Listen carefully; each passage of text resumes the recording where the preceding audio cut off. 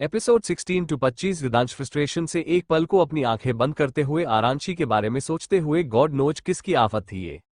रिदांश ने एक पल बाद वापस से अपनी आंखें खोली और फिर एक गहरी सांस लेकर फौरन गाड़ी में बैठ गया और ड्राइवर को वहां से चलने का इशारा किया।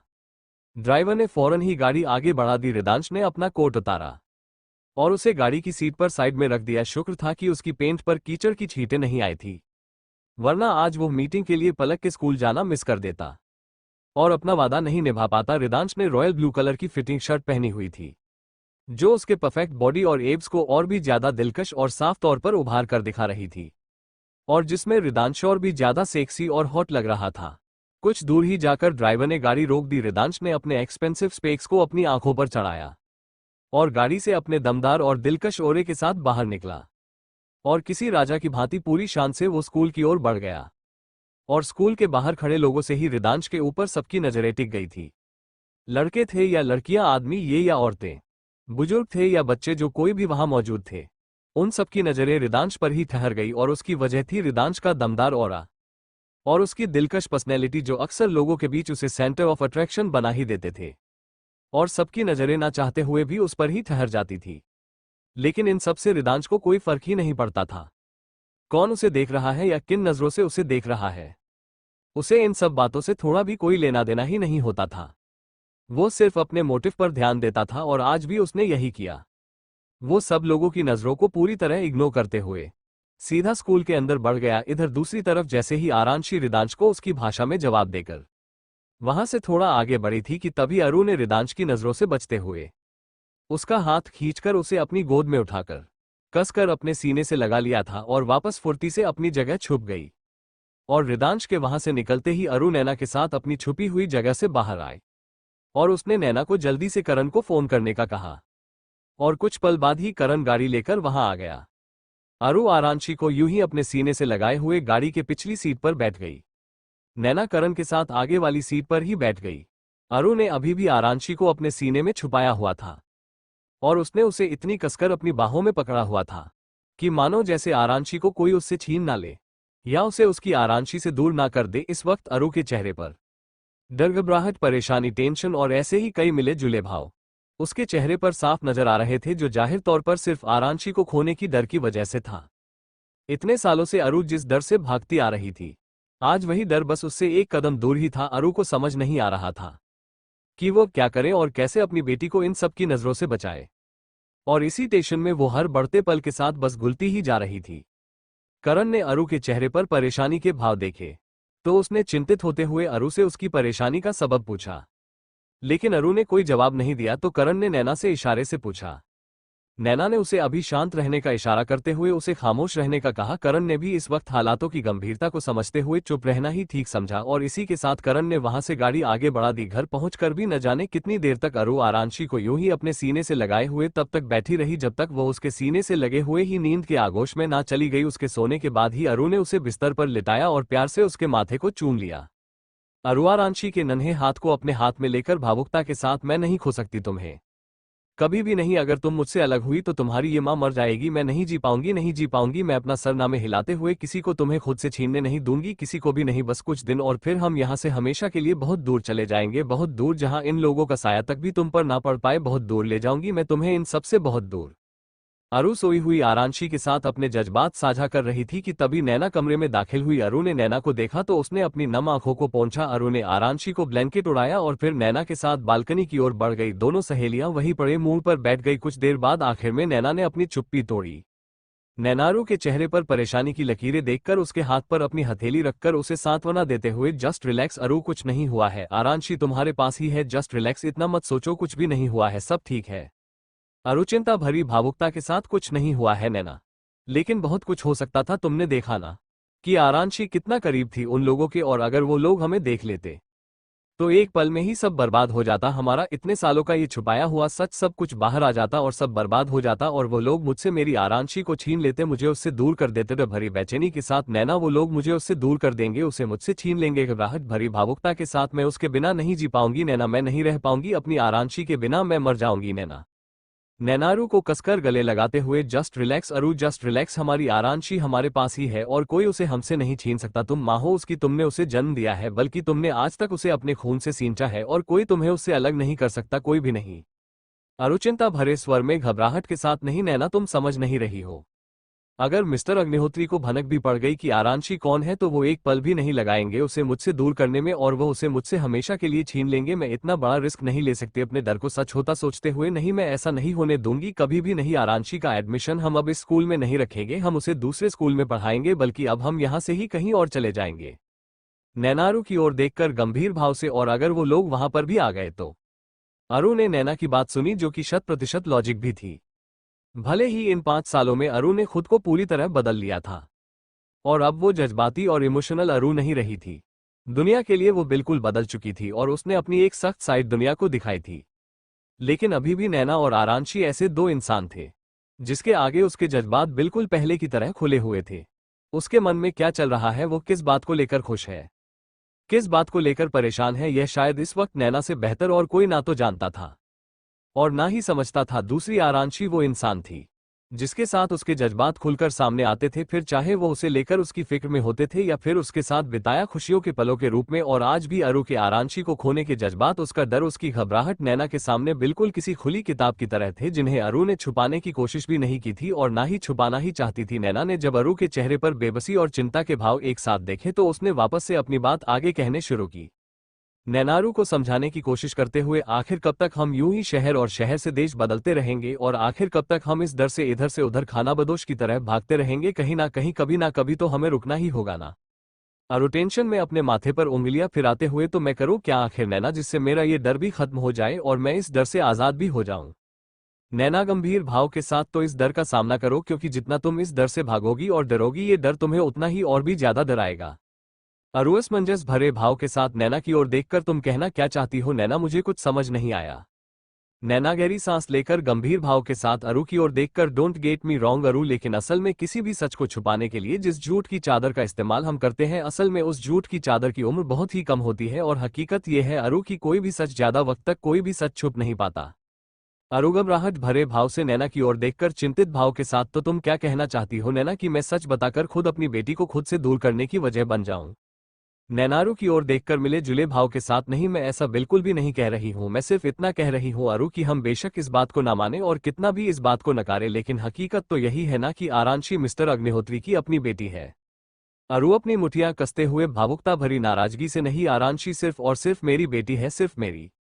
नैना सामने की ओर देखकर एक गहरी सांस छोड़ते हुए, अरु, हमारे कुछ नकारने से सच बदल नहीं जाएगा और चाहकर भी हम इस सच को बदल नहीं सकते, और आरांशी भी पूरा हक रखती है अपने पिता के प्यार को पाने का। मैं ये बिल्कुल नहीं कह रही अरु कि तूने आरांशी की परवरिश में कोई कमी रखी है, नहीं, बल्कि तूने तो उम्मीद और अपनी हद से कहीं ज्यादा उसके लिए किया है और लगातार कर रही है। लेकिन एक बच्चे के लिए जितना जरूरी माँ का आंचल होता है अरु, उतना ही जरूरी एक बाप का साया भी होता है, और इनमें से किसी एक के प्यार के बिना ही एक बच्चे की जिंदगी अधूरी है।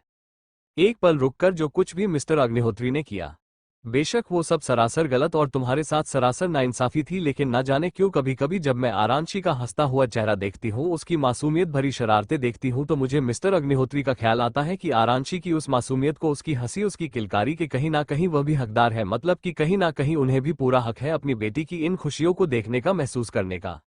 अरु अपना मुंह दूसरी दिशा में घुमाकर नाराजगी भरे लहजे से, मगर खुद को इन खुशियों से महरूम करने की वजह भी वो खुद ही है नैना। नैनारू की बात से सहमति जताते हुए, जानती हूँ अरु, सब जानती भी हूँ और समझती भी हूँ, लेकिन न जाने क्यों मगर अरु, सब कुछ जानते बूझते भी मेरे दिल में अक्सर ख्याल आता है कि जो कुछ भी मिस्टर अग्निहोत्री ने अतीत में किया, उन गलतियों के हर जाने के रूप में उनका आरांशी के सच से महरूम रहना, मतलब ये सजा ज्यादा बड़ी है। अरु खड़े होकर नाराजगी भरे लहजे से, मैं भगवान नहीं हूँ नैना, नहीं हूँ मैं भगवान, और ना ही मैं इतनी महान हूँ कि सब कुछ भूल कर जाकर उन्हें आरांशी का सच कह दूं, नहीं हूं मैं इतनी महान। अतीत के दर्द को याद करते हुए जो कुछ भी हुआ वो सब किस्मत ने लिखा था, और किस्मत से भी ज्यादा ये सब मिस्टर अग्निहोत्री ने लिखा था, और अपनी हालत के जिम्मेदार मिस्टर अग्निहोत्री सिर्फ खुद है। अगर वह अपनी बेटी से दूर है, उसकी मोहब्बत से महरूम है, तो इसके जिम्मेदार वो खुद है, मैं इसकी जिम्मेदार नहीं हूं, नहीं हूं मैं जिम्मेदार।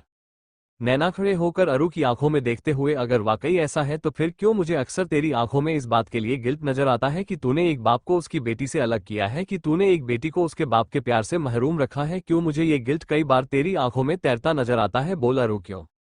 अरु अपना मुंह दूसरी ओर घुमाते हुए, ऐसा कुछ भी नहीं है। नैनारू की ओर देखकर, बेशक तू इस दुनिया के सामने अपने चेहरे पर गंभीरता का नकाब ओढ़ ले, अपने चेहरे के भाव जज्बातों को अपनी बेरुखी के नीचे ढकने की कोशिश कर ले, मगर मेरे सामने तू आज भी वही 5 साल पुरानी अरु है जो चाहकर भी मुझसे कुछ नहीं छुपा सकती, क्योंकि तेरी ये आंखें उस सच को भी कह देती है जो शायद तेरी जुबान पर कभी नहीं आए। अरु, नैना की बात को काटते हुए, मैं इस बारे में अब और कोई बात नहीं करना चाहती, प्लीज। नैनारू की बात सुनकर एक गहरी सांस लेते हुए, ठीक है, मैंने सिर्फ तुझे वो कहा जो मुझे बेहतर लगा, जैसा मैं महसूस करती हूँ। बाकी तू अपनी और आरांशी की जिंदगी के कोई फैसले लेने के लिए पूरी तरह आजाद है। मैं तुझे किसी भी फैसला लेने के लिए फोर्स नहीं करूंगी। और एक बात और याद रखना, चाहे सिचुएशन जैसी भी हो या जो भी हालात हो या तेरा जो भी जैसा भी फैसला हो, मैं हमेशा तेरे साथ थी और अपनी आखिरी सांस तक हमेशा तेरे साथ रहूंगी भी। मैंने सिर्फ तुझे अपनी राय बताई। इतना कहकर नैना वहां से चली गई और अरु ने नैना की बातों को सोचते हुए रेलिंग पर अपनी पकड़ कसते हुए अपनी आंखें कसकर बंद कर ली। इस वक्त कई सारी बातें उलझने और सोच उसके दिमाग में उथल पुथल मचाए हुए थे, जिनका जवाब शायद अरु के पास होते हुए भी वो उस जवाब को देखना ही नहीं चाहती थी। और इन सब बातों को सोचते हुए ही अनायास ही उसकी आंखों से कुछ आंसू निकलकर उसके गौरे गालों पर लुढ़क आए। दोपहर से शाम और शाम से रात हो चुकी थी, मगर अरु की उलझनों और सोच पर अभी भी विराम लगने का नाम नहीं था। अरु आरांशी को अपने सीने से लगाए लेटी हुई थी, मगर उसकी आंखों से नींद कोसों दूर थी और वो अपनी ही सोच के किसी भंवर में फंसी थी। वो सोच के इस भंवर से तब बाहर आई जब आरांशी की आवाज उसके कानों में पड़ी। आरांशी अरु की ओर देखकर, मम्मा आपको भी नींद नहीं आ रही? अरु आरांशी का सर सहलाते हुए, हम नहीं आ रही बेटा, आपको भी नहीं आ रही? आरांशी मासूमियत से, नहीं मैं दोपहर को सो गई थी ना, इसीलिए नहीं आ रही अब। लेकिन आपको क्यों नहीं आ रही नींद? आप तो दोपहर को भी नहीं सोए थे ना? अरु आरांशी का सर चूमते हुए, बस ऐसे ही एक पल रुक कर आ जाएगी अभी। आरांशी अरु की ओर देखकर, हाँ कुछ पल चुप रहकर, मम्मा एक बात पूछूं आपसे? अरु आरांशी का सर सहलाते हुए, हाँ पूछो मेरी जान। आरांशी उठकर बैठते हुए मासूमियत भरे लहजे के साथ, मम्मा स्कूल में सब मुझसे पूछते हैं, मुझे गुस्सा भी आता है। अरु आरांशी की ओर देखकर, सब क्या पूछते हैं बेटा, और आपको गुस्सा क्यों आता है? आरांशी अरु की ओर देखकर मासूमियत भरी गंभीरता से, यही कि उन सब की तरह आखिर मेरे पापा क्यों नहीं है? एक पल रुककर अरु की ओर देखकर, मम्मा मेरे पापा क्यों नहीं है, कहाँ है वो? अरु ने जब पहली बार आरांशी के मुंह से ये सवाल सुना तो उसके चेहरे का रंग ही उड़ गया। इधर जब रिदांश पलक के स्कूल पहुंचा तो उसे वहां देखकर पलक के साथ ही नम्या भी खुशी से खिल उठी। पलक ने कॉरिडोर में रिदांश को आता देखा तो वो नम्या के हाथ से अपना हाथ छुड़ाकर खुशी से रिदांश की दिशा में दौड़ पड़ी और रिदांश ने भी उसे अपनी ओर आता देखा। अपने घुटनों पर बैठते हुए पलक के लिए अपनी बाहें खोल दी और पलक जल्दी से खुशी और एक्साइटमेंट से दौड़कर आकर रिदांश के गले लग गई। रिदांश ने भी उसे अपनी गोद में उठाते हुए उसके सर को चूम लिया। पलक खुशी भरी एक्साइटमेंट के साथ, आई न्यू इट कि आप जरूर आएंगे, क्योंकि आप अपना प्रॉमिस कभी नहीं तोड़ते, इसीलिए आप मुझसे मिलने यहाँ जरूर आएंगे। रिदांश के गाल को खुशी से चूमते हुए, thank you so much. Ridansh पलक के नन्हे हाथों को किस करते हुए, मोस्ट वेलकम। तभी नम्या भी वहां आ गई और रिदांश ने एक हाथ से उसे हक किया। नम्या मुस्कुराकर, आपने तो वाकई सरप्राइज कर दिया भाई, आपने बताया भी नहीं कि आप वाकई आने वाले हैं। रिदांश पलक के चेहरे की मुस्कुराहट को देखते हुए, आखिर आता कैसे नहीं अपनी पलक से, प्रॉमिस जो किया था मैंने। पलक मुस्कुराकर, या राइट, और मेरे डैडी कभी अपना प्रॉमिस नहीं तोड़ते। नम्या ने पलक की बात सुनी तो वो बस मुस्कुरा दी। इसके बाद सिद्धार्थ नव्या और पलक के साथ उसकी पेरेंट्स टीचर मीटिंग अटेंड करने आगे की ओर बढ़ गया।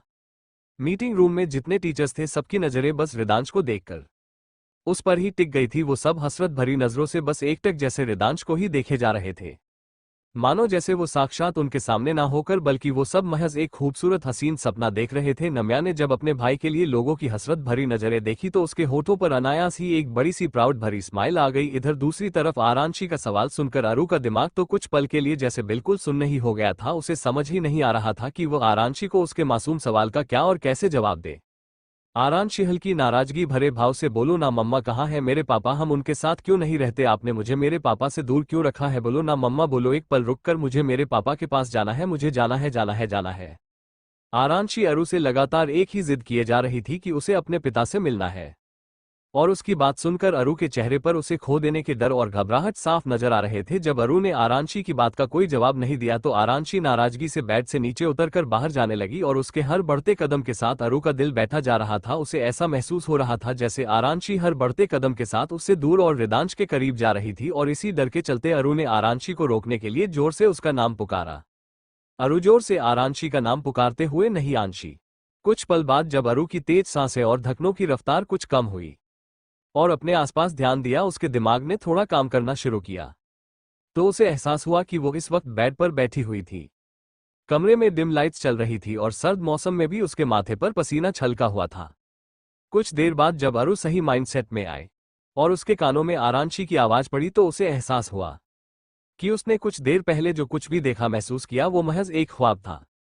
आरांशी का उससे उसके पिता के बारे में सवाल करना, उसके बारे में जाने की जिद करना, उससे दूर जाना, ये सब कुछ महज एक ख्वाब था। और यह एहसास होते ही कि अरु महज एक ख्वाब देख रही थी, अरु ने एक राहत भरी सांस ली और उसके दिल में जैसे एक सुकून सा उतर गया। लेकिन जैसे ही उसने अपनी नन्ही सी आरांशी के चेहरे पर परेशानी के भाव देखे तो उसने अपना सारा ध्यान आरांशी की ओर किया। आरांशी अरु के चौंक कर उठने पर खुद भी उठ बैठी थी और वह नींद के मामले में बिल्कुल रिदांश डांस पर ही गई थी, जो थोड़ी सी भी आहट या शोर होने पर फौरन टूट जाती थी। और इसीलिए जब आरांशी ने अरु की ऐसी हड़बड़ाहट भरी आवाज सुनी तो उसकी नींद फौरन टूट गई और वह उठकर बैठ गई। और इस वक्त उसके मासूम चेहरे पर अरु के लिए परेशानी साफ झलक रही थी। ये देखकर अरु ने प्यार से उसके चेहरे को अपने हाथों में लिया। अरु प्यार से आरांशी के चेहरे को अपने हाथों में लेते हुए, क्या हुआ है बेटा, आप ठीक तो हो ना, आप ऐसे परेशान क्यों बैठे हो? आरांशी अपनी मासूमियत भरी परेशानी भरे भाव के साथ, मैं तो ठीक हूं मम्मा, पर आपको क्या हुआ, आप ऐसे अचानक नींद से क्यों जाग गए? अरु हल्की सी मुस्कान के साथ अपनी गर्दन ना में हिलाते हुए, कुछ नहीं बेटा, बस एक बुरा सपना देखा था मैंने, तो बस इसीलिए मेरी नींद टूट गई, बट आई एम सॉरी कि मेरी वजह से आपकी नींद खराब हो गई। आरांशी अरु के हाथों को अपने नन्हे हाथों में थामते हुए, no mumma, don't be sorry, क्योंकि ख्वाब तो ख्वाब होते हैं ना, वो तो अपनी मर्जी से आते हैं, इसमें आपकी गलती थोड़ी है। और फिर जब मैं भी कभी ऐसे बुरे ख्वाब देखकर डर जाती हूँ तो आप भी तो मेरे लिए उठ जाते थे ना, और मुझे प्यार से अपनी गोद में सुलाकर मेरा डर भगाते थे। अरु मुस्कुरा रहा, मेरी दादी माँ याद है सब मुझे। आरांशी अरु को समझाते हुए, तो फिर आज मेरी बारी, मैं आपको अपनी गोद में सुलाती हूँ, फिर आपका भी सारा डर भाग जाएगा और आप ठीक रहोगे। अरु ने आरांशी की मासूमियत भरी बातें सुनी तो पल भर में उसकी सारी उदासी और परेशानी छट गई और उसने प्यार से आरांशी को अपनी गोद में उठा लिया।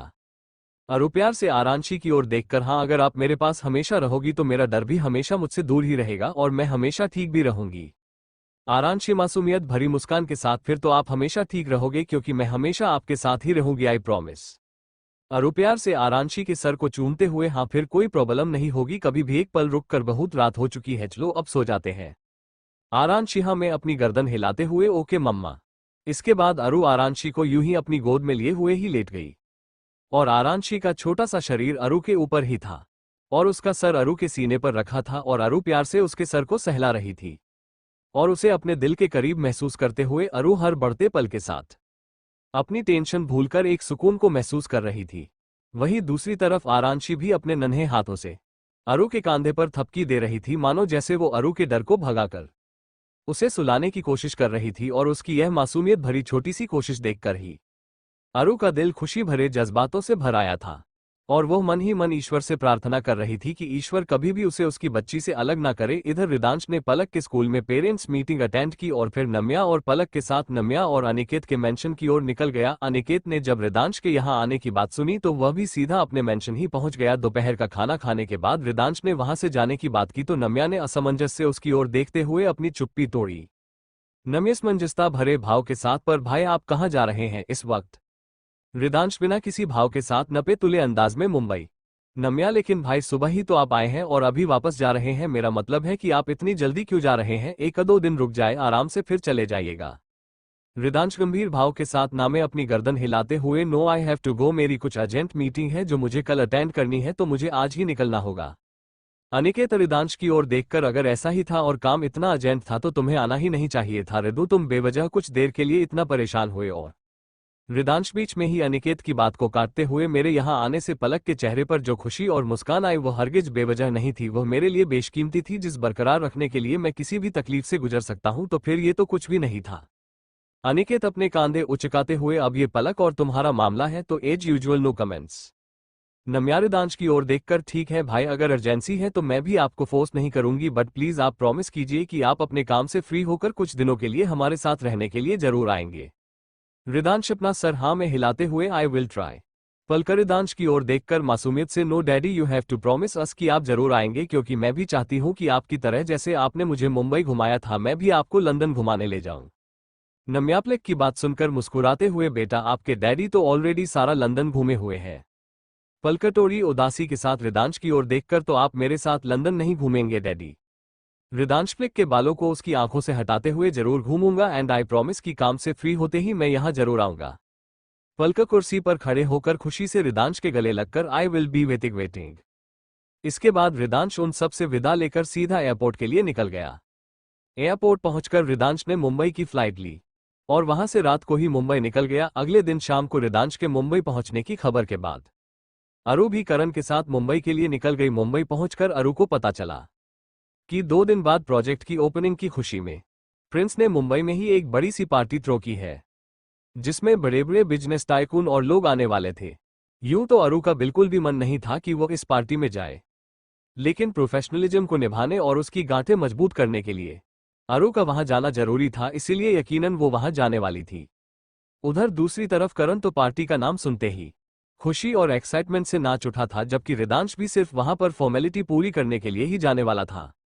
अगला दिन यूं ही ऑफिस के कामों में गुजर गया और इस बीच अरु ने इन 2-3 दिनों में सिवाय लंदन के रिदांश को नहीं देखा था, क्योंकि पिछले 2-3 दिनों से रिदांश इस ऑफिस में ना आकर अपने पर्सनल ऑफिस में ही जा रहा था। और यही रिदांश का भी था कि उसने पिछले कुछ दिनों से अरु को नहीं देखा था, या ये भी कह सकते हैं कि वो जानबूझकर अरु को नहीं देखना चाहता था और उससे दूर रहने की, उसे इग्नोर करने की कोशिश कर रहा था। अगले दिन पार्टी का दिन आया। पार्टी शाम को थी। एक बड़े से ग्रैंड 7 स्टार होटल में उस पार्टी का आयोजन किया गया था, जो कि बेहद शानदार थी। धीरे धीरे वहां गेस्ट का आना शुरू हुआ, जिनमें ज्यादातर बड़े बड़े बिजनेसमैन शामिल थे। जैसे ही रिदांश ने पार्टी में एंट्री ली तो हमेशा की तरह वो सेंटर ऑफ अट्रैक्शन बन गया। हमेशा की तरह Ridansh dark black full fitting suit में बेहद शानदार और आकर्षक लग रहा था। उसके साथ दक्ष और प्रिशा भी यहां आए थे, क्योंकि वो भी इस प्रोजेक्ट का हिस्सा थे। सबकी नजरें उन लोगों पर और खास करके रिदांश पर ही ठहर गई थी, लेकिन हमेशा की तरह रिदांश सबको इग्नोर करता हुआ सीधा प्रिंस के पास पहुंचा और उससे थोड़ी सी फॉर्मल बातें करने के बाद वो दक्ष के साथ वहां से आगे बढ़ गया, जबकि प्रिशा अपनी एक दोस्त की ओर बढ़ गई। हालांकि दक्ष और रिदांश में अभी भी थोड़ी नाराजगी थी, इसीलिए दोनों अभी भी एक दूसरे से नॉर्मल तरीके से बात नहीं कर रहे थे, लेकिन दोनों ही साथ में ही पार्टी में आए थे और अपनी नाराजगी या लड़ाई को दूसरे बाहर वाले लोगों के सामने ना तो कभी जाहिर करते थे और ना ही उनसे साझा, क्योंकि वो दोनों ही समझदार थे और समझते थे कि उनकी दोस्ती में जो भी कुछ थोड़ी बहुत नाराजगी या बात है वो उनका निजी मामला है और लोगों के बीच उसे शो करके या लाकर सिवाय अपनी दोस्ती का मजाक बनवाने के और कुछ हासिल नहीं कर सकते, जो दोनों को ही हरगिज मंजूर नहीं था। पार्टी शुरू हुई और धीरे धीरे लोगों का आना शुरू हो गया। कुछ को छोड़कर यहां ज्यादातर छोटी उम्र के बिजनेसमैन कम थे और लेट 40-50 के बिजनेसमैन ज्यादा थे। इसी के साथ कुछ देर बाद एंट्रेंस से एक ऐसी एंट्री भी हुई जिस पर सबकी नजरें ठहर गई, और खासकर के वहां मौजूद मेल्स की। और वो एंट्री थी अरु की, जो करण के साथ पार्टी में आई थी। अरु ने ब्लैक कलर की सिंपल मगर स्टाइलिश साड़ी पहनी थी, जिसमें उसके गोरे रंग के साथ ही उसकी परफेक्ट बॉडी शेप और भी ज्यादा आकर्षक और खूबसूरत नजर आ रही थी। और वहां मौजूद लोगों की नजरें अरु की खूबसूरती और उसके चेहरे के डेडली ब्रेथटेकिंग एक्सप्रेशन उसे लोगों की नजरों में और भी ज्यादा खूबसूरत और बोल्ड दिखा रहे थे। और वहां मौजूद लोगों की नजरें जैसे उस पर टिक कर रह गई थी। प्रिशा ने अरु को आता देखा तो वो उसकी ओर बढ़ने को हुई कि अचानक पीछे से किसी ने उसका हाथ थामकर उसे रोक लिया। प्रिशा ने पीछे मुड़कर देखा तो लगभग उसकी ही उम्र का एक हैंडसम लड़का होठों पर एक दिलकश मुस्कान लिए खड़ा था, जिसे सामने देखकर अचानक ही प्रिशा के चेहरे के एक्सप्रेशन असहजता और मायूसी भरे हो गए। वो लड़का कुछ बोलता कि तभी वहां शनाया आ गई और एक्साइटेड होकर खुशी से सीधा उस लड़के के गले जा लगी। प्रिशा ने उन दोनों को यूं देखा तो वहां से जाने के लिए कुछ कदम पीछे की ओर हट गई, लेकिन वो वहां से जाती कि एक बार फिर उसका हाथ थामकर किसी ने उसे रोक लिया, जो कि इस बार रिदांश था। उसे देखकर प्रिशा ने कुछ कहने के लिए अपनी चुप्पी तोड़नी चाहिए, लेकिन रिदांश ने उसके बोलने से पहले ही जैसे उसकी बात समझते हुए अपनी चुप्पी तोड़ी। रिदांश गंभीर भाव के साथ अपनी चुप्पी तोड़ते हुए, मैंने ही तन्मय को यहां बुलाया है। प्रिशा परेशानी भरे भाव के साथ, लेकिन भाई मैं रिदांश प्रिशा की बात को बीच में ही काटते हुए गंभीरता से, जितनी तुम्हें जरूरत थी मैं उससे कहीं ज्यादा वक्त तुम्हें दे चुका हूं। अब मैं और तुम्हें खुद की लाइफ से खेलने नहीं दे सकता। एक पल रुक कर, सो बेटर होगा तुम खुद डिसीजन लो। एंड रिमेंबर प्रीशु, इस बार मुझे सिर्फ और सिर्फ तुम्हारा पॉजिटिव रिस्पॉन्स ही चाहिए। प्रिशा को कुछ बोलने की कोशिश करते देख थोड़े सख्त भाव से, एंड दे इज फाइनल। इतना कहकर रिदांश वहां से आगे बढ़ गया, जबकि प्रिशा चिंता और उलझन भरे भाव से बस उसे जाता देखती रही। उसे बिल्कुल भी समझ ही नहीं आ रहा था कि वो आखिर कैसे इस सिचुएशन को हैंडल करे। रिदांश प्रिशा की बात को बीच में ही काटते हुए गंभीरता से, जितनी तुम्हें जरूरत थी मैं उससे कहीं ज्यादा वक्त तुम्हें दे चुका हूं। अब मैं और तुम्हें खुद की लाइफ से खेलने नहीं दे सकता। एक पल रुक कर, सो बेटर होगा तुम खुद डिसीजन लो। एंड रिमेंबर प्रीशु, इस बार मुझे सिर्फ और सिर्फ तुम्हारा पॉजिटिव रिस्पॉन्स ही चाहिए। प्रिशा को कुछ बोलने की कोशिश करते देख थोड़े सख्त भाव से, एंड दे इज फाइनल। इतना कहकर रिदांश वहां से आगे बढ़ गया, जबकि प्रिशा चिंता और उलझन भरे भाव से बस उसे जाता देखती रही। उसे बिल्कुल भी समझ ही नहीं आ रहा था कि वो आखिर कैसे इस सिचुएशन को हैंडल करे। रिदांश जैसे ही कुछ कदम आगे बढ़ा तो अनायास ही उसकी नजर अंदर आती अरु पर पड़ी, और अरु को देखते ही उसके चेहरे के भाव अचानक ही बदल गए और उस पर कुछ इमोशंस उभरे। लेकिन एक पल बाद जैसे ही उसकी नजर अरु के साथ आए करण पर पड़ी, और साथ ही वहां मौजूद मेल्स की नजर, उसने अरु के ऊपर ऐसी गड़ी देखी जैसे वो कोई शिकारी हो और अरु उनका कोई शिकार हो। तो एक बार फिर रिदांश के चेहरे के भाव बदल गए। इस बार उसके चेहरे के भाव सख्त और गुस्से भरे थे, और उसका ये गुस्सा जाहिर तौर पर लोगों की उन नजरों के लिए था जो अरु पर गड़ी थी, और शायद असल में इसमें वहां मौजूद लोगों की कोई गलती भी नहीं थी, क्योंकि इस वक्त अरु को कोई भी देखता तो उसके चेहरे पर बरकरार कॉन्फिडेंस, बोल्डनेस और डेडली एक्सप्रेशन देखकर तो ना चाहते हुए भी उसका कायल हो ही जाता। इस वक्त उसके एक्सप्रेशन अरु को उसकी खूबसूरती से कहीं ज्यादा आकर्षक दिखा रहे थे, और वो इतनी आकर्षक लग रही थी कि कोई चाहकर भी उससे अपनी नजरें हटा ही नहीं सकता था। इधर दूसरी तरफ करण को अरु के साथ देखकर कुछ लोगों को ये गलतफहमी भी हो गई थी कि शायद अरु करण के साथ ही है या प्रोफेशनल लाइफ से अलग दोनों का कोई रिलेशन है, और कुछ लोग इसी बात को लेकर आपस में अपनी ही एक अलग खिचड़ी पका रहे थे, और उनकी फुसफुसाहट अरु और करण भी वहां से गुजरते हुए सुन सकते थे। लेकिन अरु ने हमेशा की तरह सबको इग्नोर किया और वहां से आगे बढ़ गई, जबकि करण के लिए तो ये बातें सुनना मतलब सातवें आसमान की सैर करने जैसा था। उधर दूसरी तरफ रिदांश आगे बढ़ गया, लेकिन प्रिशा अभी भी उसकी बातों को सोचते हुए वही की वही खड़ी थी कि तभी तन्मय वहां आ गया। तन्मय प्रिशा पक्के सामने आते हुए, आई एम सॉरी प्रिशा, लेकिन मुझे एक अर्जेंट काम आ गया है तो मुझे अभी के अभी जाना होगा, बट आई प्रॉमिस कि मैं तुमसे घर आकर जरूर मिलूंगा। प्रिशा सहज भाव से, इट्स ओके तन्मय, तुम जा सकते हो। तन्मय प्रिशा की ओर देखकर, थैंक यू, मैं मिलता हूं बाद में तुमसे। प्रिशा हल्की सी मुस्कान के साथ, ओके बाय। तन्मय मुस्कुरा कर बाय। प्रिशा और तन्मय ने एक साथ अपनी इंटर्नशिप पूरी की थी। तब से ही तन्मय और प्रिशा एक दूसरे को जानते थे। जहां प्रिशा के लिए तन्मय एक अच्छे दोस्त की तरह था, वहीं तन्मय के लिए बढ़ते वक्त के साथ प्रिशा एक दोस्त से बढ़कर हो गई थी, और इसी के चलते उसने कई बार प्रिशा से अपने दिल की बात कहनी चाहिए, जिसे प्रिशा ने अक्सर ही टाल दिया था। लेकिन जब ये बात रिदांश को पता चली, जो कि तन्मय के पिता ने तन्मय के लिए प्रिशा का हाथ मांगते हुए रिदांश को बताई थी, तो रिदांश को तन्मय प्रिशा के लिए हर तरह से बेहतर लगा। वो एक अच्छे परिवार से होने के साथ ही एक बेहद अच्छा इंसान भी था। इसीलिए रिदांश ने प्रिशा के लिए तन्मय को पहली ही नजर में पसंद कर लिया था। हालांकि रिदांश की राजमंदी जानने के बाद प्रिशा ने उससे कुछ वक्त मांगा, और उसकी बात का मान रखते हुए रिदांश ने उसे वो वक्त दिया भी। जिस बात को अब लगभग 2 साल गुजर गए, और इस बीच तन्मय अपने आगे की स्टडी के लिए, अपने बिजनेस को सेटल करने के लिए कनाडा शिफ्ट हो गया था, और अभी कुछ वक्त पहले ही वो वापस इंडिया शिफ्ट हुआ था। और उसके यहां वापस आने के साथ ही रिदांश भी अब फैसला कर चुका था कि अब वो फाइनली तन्मय और प्रिशा का रिश्ता जोड़कर ही रहेगा। हालांकि प्रिशा के दिल की बात रिदांश से भी छुपी नहीं थी कि आज भी प्रिशा के दिल में उसकी पहली मोहब्बत, जो टॉम के लिए उसके दिल में उभरी थी, उसके जख्म आज भी कहीं ना कहीं प्रिशा के दिल में ताज़ा थे। लेकिन रिदांश चाहता था कि उन जख्मों के नासूर बनने से पहले ही वो प्रिशा की आने वाली जिंदगी से मिलने वाली खुशियों के मरहम से ये सारे जख्म भर दे। और ऐसा तभी पॉसिबल था जब प्रिशा अपने अतीत को भूलकर अपने आज को अपनाए और अपने आज को ही अपना कल बनाए। ऐसा नहीं था कि तन्मय अच्छा लड़का नहीं था, ये प्रिशा को उसमें कुछ खामियां या कमियां नजर आती थी, बल्कि तन्मय ने खुद आगे बढ़कर प्रिशा को चुना था। बात सिर्फ इतनी सी थी कि प्रिशा के साथ उसकी पहली मोहब्बत को लेकर जो कुछ भी उसके साथ हुआ था, उसके वो जख्म और दर्द अभी भी उसके दिल में ऐसे ही हरे थे, और इसीलिए वो शादी जैसे रिश्ते में अभी आगे नहीं बढ़ना चाहती थी, क्योंकि कहीं ना कहीं उसके दिल में ये डर था कि वो उस रिश्ते के साथ नाइंसाफी ना कर बैठे, कहीं उसका अतीत उसके आने वाले कल को बर्बाद ना कर दे। तन्मय लगभग प्रिशा की उम्र का ही एक सुलझा, अच्छा और देखने में भी हैंडसम और आकर्षक लड़का था, और जिसकी जिंदादिली अक्सर लोगों को अक्सर उससे प्यार करने के लिए मजबूर कर ही देती थी। अगर प्रिशा का अतीत उसका घाव नहीं होता और प्रिशा की जिंदगी में चीजें सामान्य होती, तो वो हरगिज तन्मय को ना नहीं कहती, क्योंकि उसके पास उसे ना कहने का कोई ऑप्शन ही नहीं होता, और वो फौरन उसे हाँ कह देती। एक तरह से तन्मय बिल्कुल परफेक्ट था, लेकिन किस्मत को शायद कुछ और ही मंजूर था, तभी वो अब आकर तन्मय से मिल रही थी। तन्मय के वहां से जाने के बाद प्रिशा ने एक गहरी सांस ली। हालांकि सारा टाइम उसके दिमाग में बस रिदांश की कही बात ही चल रही थी। इधर पार्टी शुरू हुई और देखते ही देखते अपनी चरम सीमा पर पहुंच गई। सब लोग पार्टी एंजॉय कर रहे थे। दक्ष अरु और करण के साथ खड़ा बातें कर रहा था। कुछ देर बाद प्रिशा और शनाया भी वहां आ गए। रिदांश उन सबसे अलग अपनी ही दुनिया में था। हालांकि उसकी नजरें बार बार अरु की दिशा में ही ठहर रही थी, लेकिन उसके दिमाग में असल में क्या चल रहा था ये सिर्फ वही जानता था, और हमारा दक्ष उसके दिमाग में अपनी अलग ही खिचड़ी पक रही थी। दक्ष अपनी खुराफाती दिमाग को चलाते हुए शनाया की ओर देखकर, अरे शनाया, तुम यहाँ क्या कर रही हो?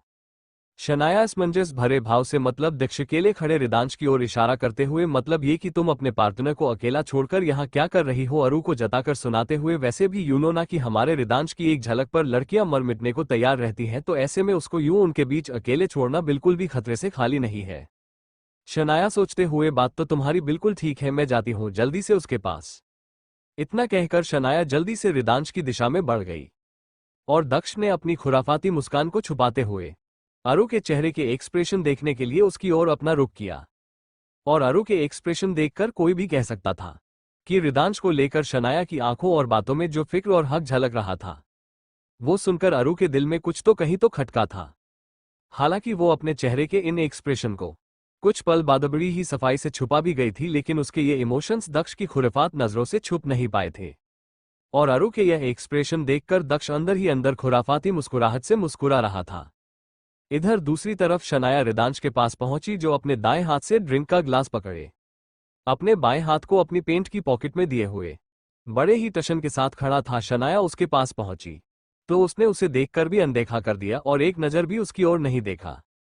जितना शनाया ने रिदांश को अब तक जाना और समझा था, अब वह भी उसके इस बिहेवियर की यूज्ड टू हो चुकी थी। उसे पता था कि रिदांश का बिहेवियर, उसका एटीट्यूड, उसका ऑरा, इवन उसकी पूरी पर्सनैलिटी ही दूसरे लोगों से बिल्कुल अलग, बिल्कुल जुदा थी। और रिदांश के दिल और दिमाग में कब क्या और कैसे चल रहा होता है, वो दूसरों से कभी साझा नहीं करता था। उसकी सारी बातें सिर्फ उस तक ही सीमित रहती थी। शनाया रिदांश के बिहेवियर को समझते हुए ये बात भी अच्छे से जानती थी कि अगर वो पूरी रात भी यहां खड़ी रहे तो भी रिदांश उससे बात करना तो दूर, उसकी तरफ देखेगा भी नहीं। हालांकि शनाया दिखने में जिस बला की खूबसूरत और आकर्षक थी, रिदांश की जगह कोई और होता तो वो फौरन शनाया को अप्रोच कर लेता, लेकिन रिदांश जैसे उसके सामने तो साक्षात अप्सरा भी आ जाए तो भी वो उसके सामने ऐसे ही कोल्ड बिहेवियर ही रखता, उसे जैसे किसी और से भी कोई फर्क ही नहीं पड़ता था। और शायद यही चीजें थी जो उसे दूसरों से अलग करती थी, और उसका यही अलगपन शनाया को भी कहीं ना कहीं भा गया था। रिदांश के नेचर को समझते हुए आखिर में शनाया ने खुद अपनी चुप्पी तोड़ी। शनाया रिदांश को अकेला खड़ा देखकर उसकी ओर देखते हुए, फॉर योर काइंड इन्फॉर्मेशन तुम्हें बता दूं, यहाँ पार्टी चल रही है। रिदांश बिना शनाया की ओर देखे हल्की बेरुखी से डिड आई से कि यहाँ कोई शोक सभा चल रही है। शनाया अपनी भौहें सिकोड़कर, हाउ रूड, ना तुम ऐसे अजीब से क्यों हो, मतलब तुम नॉर्मल लोगों की तरह बिहेव नहीं कर सकते कभी लोगों के साथ? शनाया की बात सुनकर रिदांश ने अपने हाथ में पकड़ा ग्लास टेबल पर रखा और अपने दोनों हाथों को अपनी पैंट की पॉकेट में डालते हुए अपने दिलकश और स्ट्रॉन्ग ओरे के साथ उसने अपना रुख शनाया की ओर करते हुए अपनी खूबसूरत डोमिनेंस आंखों से उसकी ओर देखा, और उसकी दिलकश नजरें खुद पर देखते ही शनाया का दिल धड़क उठा और वह हसरत भरी नजरों से एकटक रिदांश के चेहरे को देखने लगी। लेकिन कुछ पल बाद जैसे ही रिदांश ने अपनी चुप्पी तोड़ी तो शनाया की सारी हसरत धरी की धरी रह गई, और उसने हल्की हैरानी से अपना मुंह खोलकर रिदांश की ओर देखा। रिदांश शनाया की ओर देखकर, तुम अच्छे से जानती हो कि तुम्हारी फिजूल बकवास बातें सुनने और उन्हें टॉलरेट करने का सिर्फ एक ही रीजन है, अगर वो रीजन नहीं होता तो अब तक तुम्हें मुंबई से बाहर पार्सल करवा चुका होता मैं। शनाया हैरानी से रिदांश की ओर देखकर, हाउ रूड, ऐसे कौन बात करता है? रिदांश बिना किसी भाव के, ऑफकोर्स मैं करता हूं। शनाया दिलकश मुस्कान के साथ हसरत भरी निगाहों से रिदांश को देखते हुए, चलो तुम्हारे इश्क में ये लहजा भी कबूल है। रिदांश ने शनाया की बात सुनी तो उसने उसे एक टफ लुक दिया और वहां से जाने को हुआ कि शनाया ने झट से उसकी बाजू पकड़कर उसे रोक लिया। रिदांश ने अपनी बाजू पर शनाया की पकड़ देखी तो उसने उसे तीखी नजरों से घूरा, और ये देखकर शनाया ने एक इनोसेंट पपी फेस बना लिया। इधर जैसे ही अरु जो की थी तो दक्ष के साथ लेकिन रह रहकर उसका पूरा ध्यान रिदांश और शनाया पर ही रुक रहा था। जैसे ही शनाया ने रिदांश की बाजू पर अपनी पकड़ बनाई, तो अनायास ही अरु की मुठ्ठियां खुद ही बंद हो गई। शायद इस वक्त वो अपने दिल में जो जज्बात महसूस कर रही थी, वो उन जज्बातों को रोकने की और नकारने की कोशिश कर रही थी। रिदांश शनाया की इस हरकत पर कोई जवाब दे पाता या कोई रिएक्शन ही दे पाता कि तभी करण ने स्टेज पर जाकर माइक लेकर अरु की ओर देखते हुए गाना शुरू किया, और गाते हुए ही वो उतरकर स्टेज से नीचे आया और अरु का हाथ पकड़कर डांस फ्लो की ओर ले गया। इतने लोगों के बीच होने की वजह से अरु चाहकर भी उसे ना नहीं कह पाई, और इस वक्त अरु को देखकर जो उसके चेहरे पर मुस्कुराहट और इमोशंस थे उनका मतलब समझते हुए और गाने के बोल सुनकर रिदांश के चेहरे के भाव और नसें तन गए। कर्ण मुस्कुराकर प्यार भरी नजरों से अरु की ओर देखते हुए अपनी दिलकश आवाज में गाना गाते हुए, तेरी मेरी गल्ला हो गई मशहूर, करना कभी तो मुझे नजरों से दूर जाती हुई अरु का हाथ पकड़कर वापस अपनी ओर लाते हुए, किथे चली है तू, किथे चली है तू, किथे चली है जानदा ए दिल ये तो जानदी है तू, तेरे बिन मैं ना रहूं मेरे बिना तू, किथे चली है तू, किथे चली है तू, किथे चली है।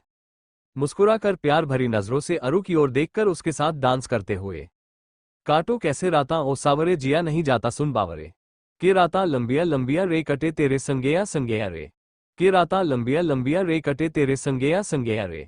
करण के मुंह से ये गाना सुनकर कई सारे कपल्स भी डांस फ्लो पर आ गए और एक रोमांटिक कपल डांस करने लगे। अरु ने भी कुछ पल के लिए अपनी आंखें बंद कर ली और वो अतीत के उन लम्हों को याद करके उनमें खोने लगी, जब वो सेम इसी गाने पर अक्सर रिदांश की शर्ट लिए उसके साथ एक कपल रोमांटिक डांस को इमेजिन किया करती थी। अरु कुछ पलों तक भी उन लम्हों को याद करते हुए अपने अतीत में खोई रही, लेकिन वह अपने अतीत से तब बाहर आए जब उसके कानों में किसी लड़की की आवाज पड़ी, जो कि और कोई नहीं बल्कि शनाया ही थी। करण को अपनी मोहब्बत का यूं इजहार करता देख शनाया से भी नहीं रहा गया और अपनी टूटी फूटी मगर क्यूट सी आवाज में उसने आगे के बोल गाना शुरू किया।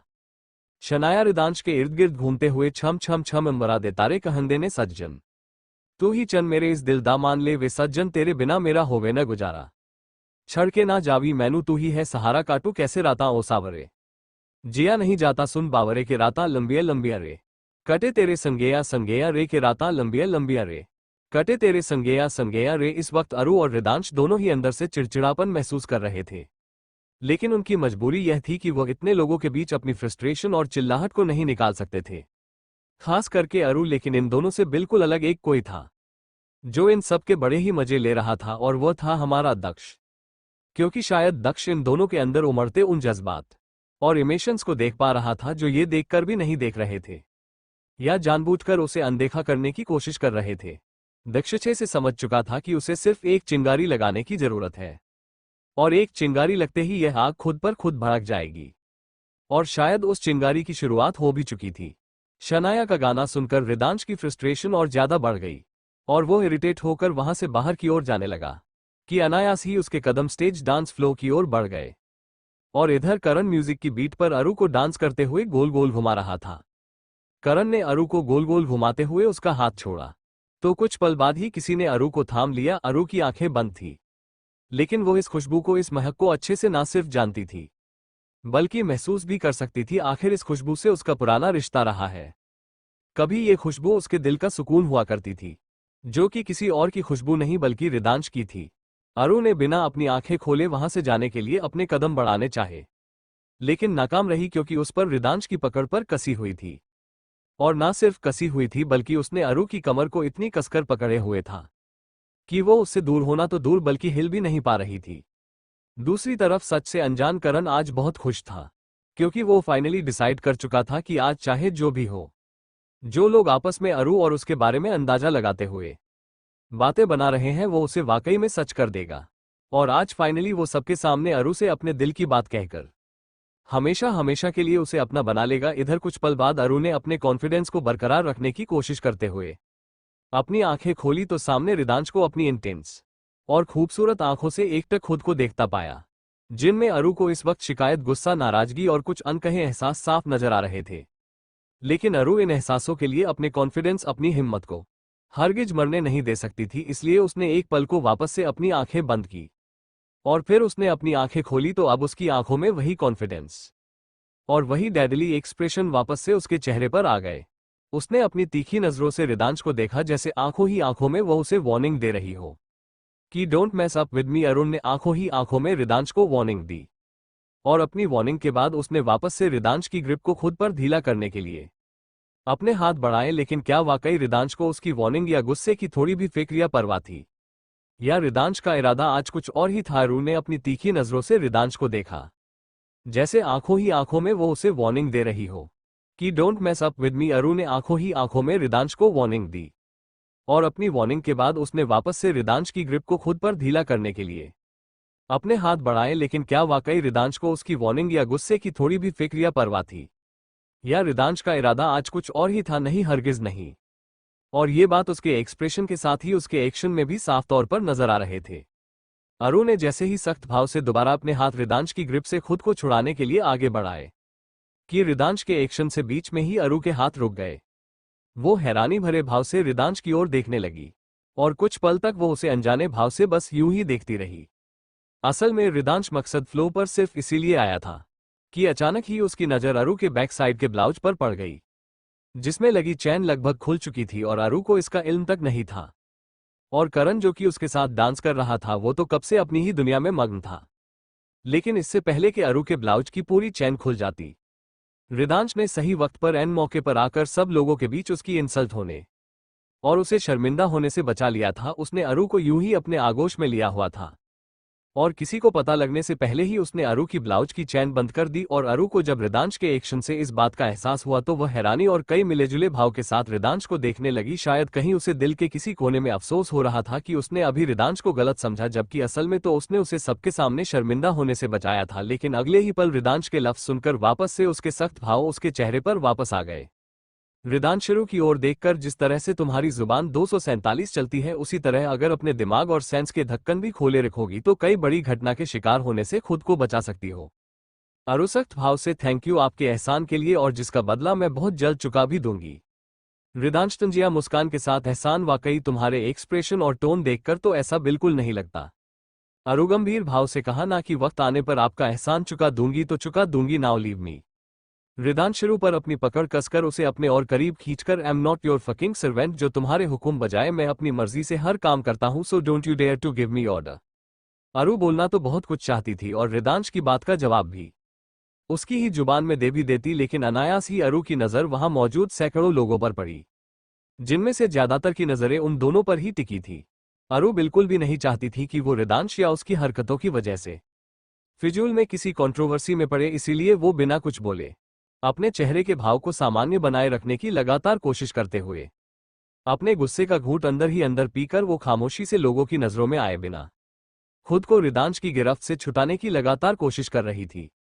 और कहीं ना कहीं रिदांश भी उसकी खामोशी की वजह अच्छे से समझ चुका था, इसीलिए वो भी अपनी जिद पर अड़ा था। जिद क्या, उसे बस अरु की कही गई बात को नकारना भर था। अरु अपनी कोशिश में लगी थी और रिदांश अपनी में, कि तभी कुछ पल बाद एक बार फिर डांस फ्लो की लाइट डिम हो गई, और इस बार डीजे पर गाना लगा, या कहना गलत नहीं होगा कि गाना लगवाया गया, और ये कांत था वन एंड ओनली दक्ष का, जिसकी नजरें कब से बस रिदांश और अरु पर ही टिकी थी। वो चाहता था कि भले ही लड़ाई झगड़ के साथ ही, लेकिन जितना हो सके दोनों बस साथ में ज्यादा से ज्यादा वक्त बिताए, क्योंकि दक्ष को लगता था कि नाराजगी चाहे जितनी भी बड़ी क्यों ना हो, मगर जब दो लोग साथ होते हैं, एक साथ वक्त बिताए, तो उनकी नाराजगी कम होने के चांसेस ज्यादा होते हैं, क्योंकि एक दूसरे को पास देखकर उनका सारा गुस्सा, नाराजगी, चिड़चिड़ाहट सब धीरे धीरे बाहर निकलने लगता है, और इन सबके निकलने के साथ ही उनके दरमियान सिर्फ और सिर्फ प्यार ही रह जाता है। और यही रूल दक्ष रिदांश और अरु पर भी आजमाना चाहता था, और वो चाहता था कि दोनों कुछ भी करे, बस एक दूसरे को वक्त दे। दक्ष के कहने से डीजे ने गाना शुरू कर दिया, और जहां तक दक्ष का अंदाजा था बिल्कुल सही था कि अरु खुद को रिदांश की पकड़ से छुड़ाने की जिद करेगी, और रिदांश उसकी अपनी जिद में छोड़ेगा नहीं, और उन दोनों की जिद में उसका उन दोनों को करीब लाने का प्लान शुरू होने में उसकी पूरी मदद होते हुए उसका पूरा फायदा भी हो जाएगा। और हुआ भी कुछ यही। डीजे ने जैसे ही गाना शुरू किया तो अरु वहां से जाने के लिए कसमसाए, लेकिन रिदांश ने अपनी पकड़ ज्यों की त्यों ही बनाए रखी, और कुछ पल बाद रिदांश ने अरु पर अपनी पकड़ थोड़ी ढीली की, लेकिन इससे पहले कि अरु एक इंच भी हिल पाती, उससे पहले ही उसने अरु के दोनों हाथों को मजबूती से पकड़कर अपने दोनों कांधों पर रख लिए, और फिर उसने अरु को अपने दोनों हाथों से उसकी पतली कमर से पकड़ते हुए उसने म्यूजिक की बीट पर अपने साथ ही अरु के पैरों को भी फोर्सफुली चलाना शुरू किया, क्योंकि जिस मजबूती से रिदांश ने अरु को थाम रखा था, तो अरु ना चाहते हुए भी उसी के इशारे पर चल रही थी। और उसकी मजबूरी और झुंझलाहट ये थी कि वो इतने लोगों के बीच रिदांश को खुलकर कोई जवाब भी नहीं दे सकती थी। इतने लोगों की नजरें खुद पर देखकर अरु अपने गुस्से का घूंट पीते हुए रिदांश की ताल से ताल मिला रही थी, या ये कह सकते हैं कि उसे ना चाहते हुए भी ऐसा करना पड़ रहा था। गाना शुरू हो चुका था और इसी के साथ डांस फ्लो पर मौजूद कपल्स के कदम थिरकने लगे थे, जिनमें सबसे सिजलिंग हॉट अरु और रिदांश ही नजर आ रहे थे। और इतने लोगों के बीच भी उन दोनों के डांस मूव्स उन दोनों को और भी ज्यादा आकर्षक और सेंटर ऑफ अट्रैक्शन बना रहे थे। कुछ खास है, कुछ पास है, कुछ अजनबी एहसास है, कुछ दूरियां नजदीकियां, कुछ हंस पड़ी तन्हाइयां। क्या ये खुमार है, क्या एतबार है? शायद ये प्यार है शायद। क्या ये बहार, क्या इंतजार है? शायद ये प्यार है शायद। रिदांश ने उसकी आंखों में देखते हुए ही उसे 2-3 बार गोल गोल घुमाते हुए वापस से अपने आगोश में ले लिया, लेकिन इस बार अरु की पीठ रिदांश के सीने से लगी थी और रिदांश के हाथ अरु के हाथों को थामे हुए उसके पेट पर ठहरे हुए थे और दोनों के पैर बीट पर लगातार हरकत रहे थे। कुछ साज है जागे से जो थे सोए, अल्फाज है चुप से नशे में खोए। नजर ही समझे ये गुफ्तगू सारी कोई आरजू ने है अनगायली प्यारी। क्या ये खुमार है, क्या एतबार है? शायद ये प्यार है शायद। न इनकार है न इकरार है शायद। ये प्यार है शायद। बीट चेंज हुई तो एक बार फिर रिदांश ने अरु को घुमाया और उसे लिफ्ट करते हुए उसने अरु को थामे हुए ही एक दिलकश मूव किया। डांस फ्लो पर एक एक कर सारे कपल्स रुक गए और वो भी सब लोगों के साथ बस मंत्रमुग्ध से इन दोनों को एक साथ डांस करता देख रहे थे, जो कि साथ में एकदम perfect made for each other लग रहे थे। अगर हालात बिल्कुल नॉर्मल होते तो अरु तो खुशी से पागल ही हो जाती और अपनी किस्मत पर इतराती भी कि जिसकी एक झलक के लिए लोग पागल हुए जाते हैं और जिसके साथ वो ऐसे डांस के लिए कब से इंतजार में थी और सबको ये दिखाती कि जिसे वो दूर से चाहते हैं वो सिर्फ उसका है। और आज फिर यकीनन उसके लिए ड्रीम कम ट्रू वाली बात होती, लेकिन अफसोस ना तो हालात ऐसे थे और ना ही शायद अरु की ख्वाहिशें ही अब पहले जैसे ही रही थी। खैर, बीट चेंज होने के साथ ही रिदांश ने एक बार फिर अपना मूव चेंज किया और इस बार उसने अरु को घुमाते हुए वापस अपने आगोश में लेकर उसकी दोनों बाजुओं को अपने गले में डालते हुए अपने दोनों हाथ अरु की कमर पर रख लिए और एक बार फिर गाने के साथ ही दोनों के पैर थिरकने लगे।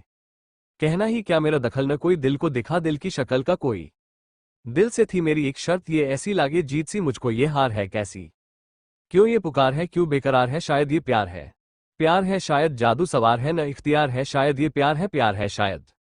गाने की लास्ट बीट पर रिदांश ने अरु को अपनी बाजू पर रोल करते हुए उसे नीचे की ओर झुकाते हुए अपने बाएं हाथ से उसकी कमर को थामे, दाएं हाथ से उसके दाएं हाथ को थामे रखा और अरु ने दूसरे हाथ से रिदांश के कंधे को थामे हुए था। बीट खत्म होने के साथ कुछ पल तक दोनों आसपास का सब भूलकर बस खामोशी से गहराई से एक दूसरे की आंखों में देखते रहे और दोनों की तंद्रा तब टूटी जब लोगों की तालियों और उन दोनों को चीयर अप करने की उत्साह भरी आवाज उनके कानों में पड़ी।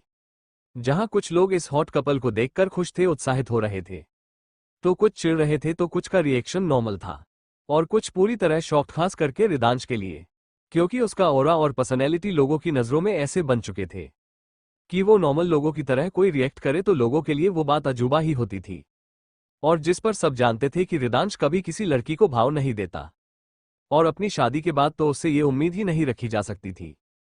इसीलिए आज अरु की पहचान से अनजान उसके साथ उसे डांस करता देखकर बहुत लोग शॉक्ड, हैरान परेशान से थे। कुछ लड़कियां अरु की तो लड़के रिदांश की किस्मत से रश कर रहे थे और इन सबसे अलग 2 लोग ऐसे भी थे जो अरु और रिदांश की प्रॉक्सिमिटी देखकर मन ही मन जेलस हो रहे थे, जिन्हें एक दूसरे के साथ उनकी करीबी ना जाने क्यों मगर बहुत खल रही थी।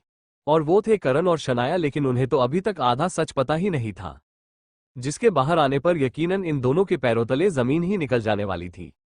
जैसे ही अरु और रिदांश के कानों में लोगों के चिल्लाने और चीयर अप करने की आवाज पड़ी तो दोनों सीधे खड़े हुए और एक दूसरे से ऐसे दूर हुए जैसे उनको 440 वोल्ट का झटका एक साथ लगा हो। अरु ने सब लोगों की नजरों को इग्नोर किया और वो झट से डांस फ्लो से नीचे उतर आए। अरु काउंटर के पास आ खड़ी हुई, बहुत सारी बातें और ख्याल इस वक्त उसके दिमाग में एक साथ चल रहे थे। उसने एक पल को अपनी आंखें बंद की और खुद के बनते बिगड़ते इमोशंस और भाव को सामान्य किया। वो वहां से आगे बढ़ने को हुई कि एक अनजानी आवाज उसके कानों में पड़ी।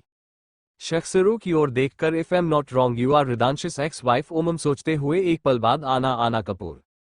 अरु ने उस शख्स का सवाल सुना तो एक पल को उसने असहजता भरे भाव से अपने साइड में खड़े उस शख्स को देखा, जिसकी उम्र लगभग 35 से 40 के बीच होगी, जिसके एक हाथ में स्कॉच का ग्लास था और दूसरे हाथ को उसने अपनी पेंट की पॉकेट में दिया हुआ था और जिसके चेहरे पर अरु का जवाब जानने की उत्सुकता साफ तौर पर नजर आ रही थी। अरु ने उस शख्स के चेहरे को कुछ पल तक गौर से देखा और याद करने की कोशिश करने लगी कि वो अपने सामने खड़े इस शख्स को पहले कहीं मिली है क्या, या वो इस सामने खड़े शख्स को किसी भी तरह से जानती है क्या। जब कुछ पल बाद अरु को यकीन हो चला तो आखिर में उसने एक गंभीर लहजे के साथ अपनी चुप्पी तोड़ी।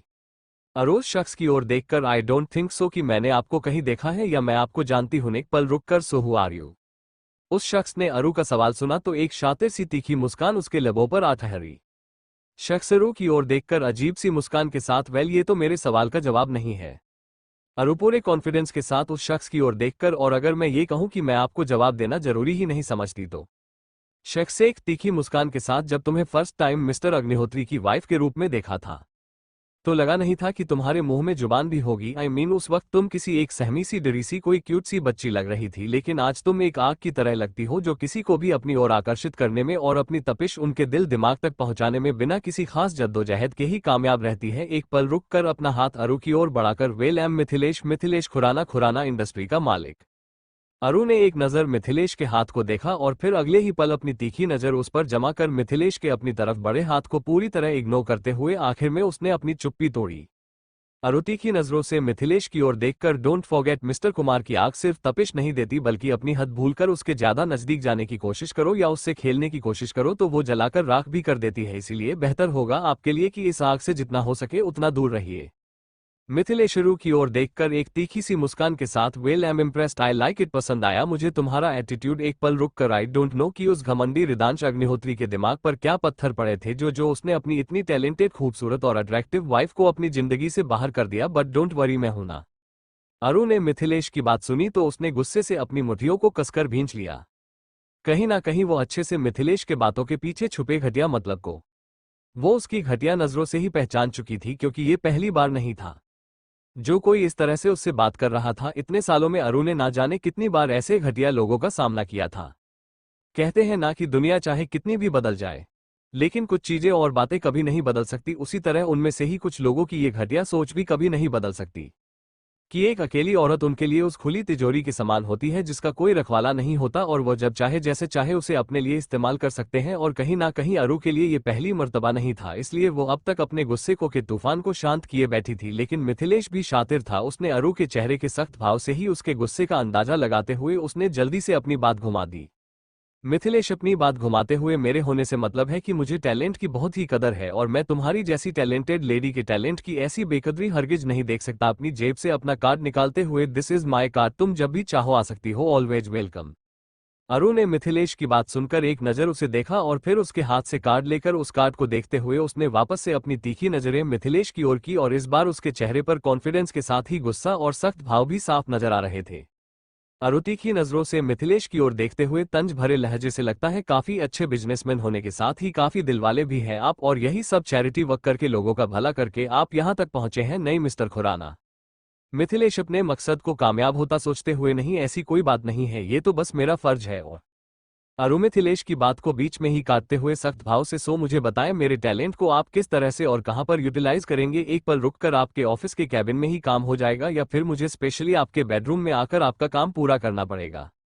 मिथिलेश ने अरु की बोल्डनेस भरी बातें सुनी तो उसने असहजता भरे भाव से अपने आसपास देखा, क्योंकि जाहिर तौर पर अरु की टोन इतनी कम भी नहीं थी कि आसपास वाले उसे ना सुन सके। लेकिन अरु को क्या इन सबसे फर्क पड़ता था, तो जवाब था, हरगिज नहीं।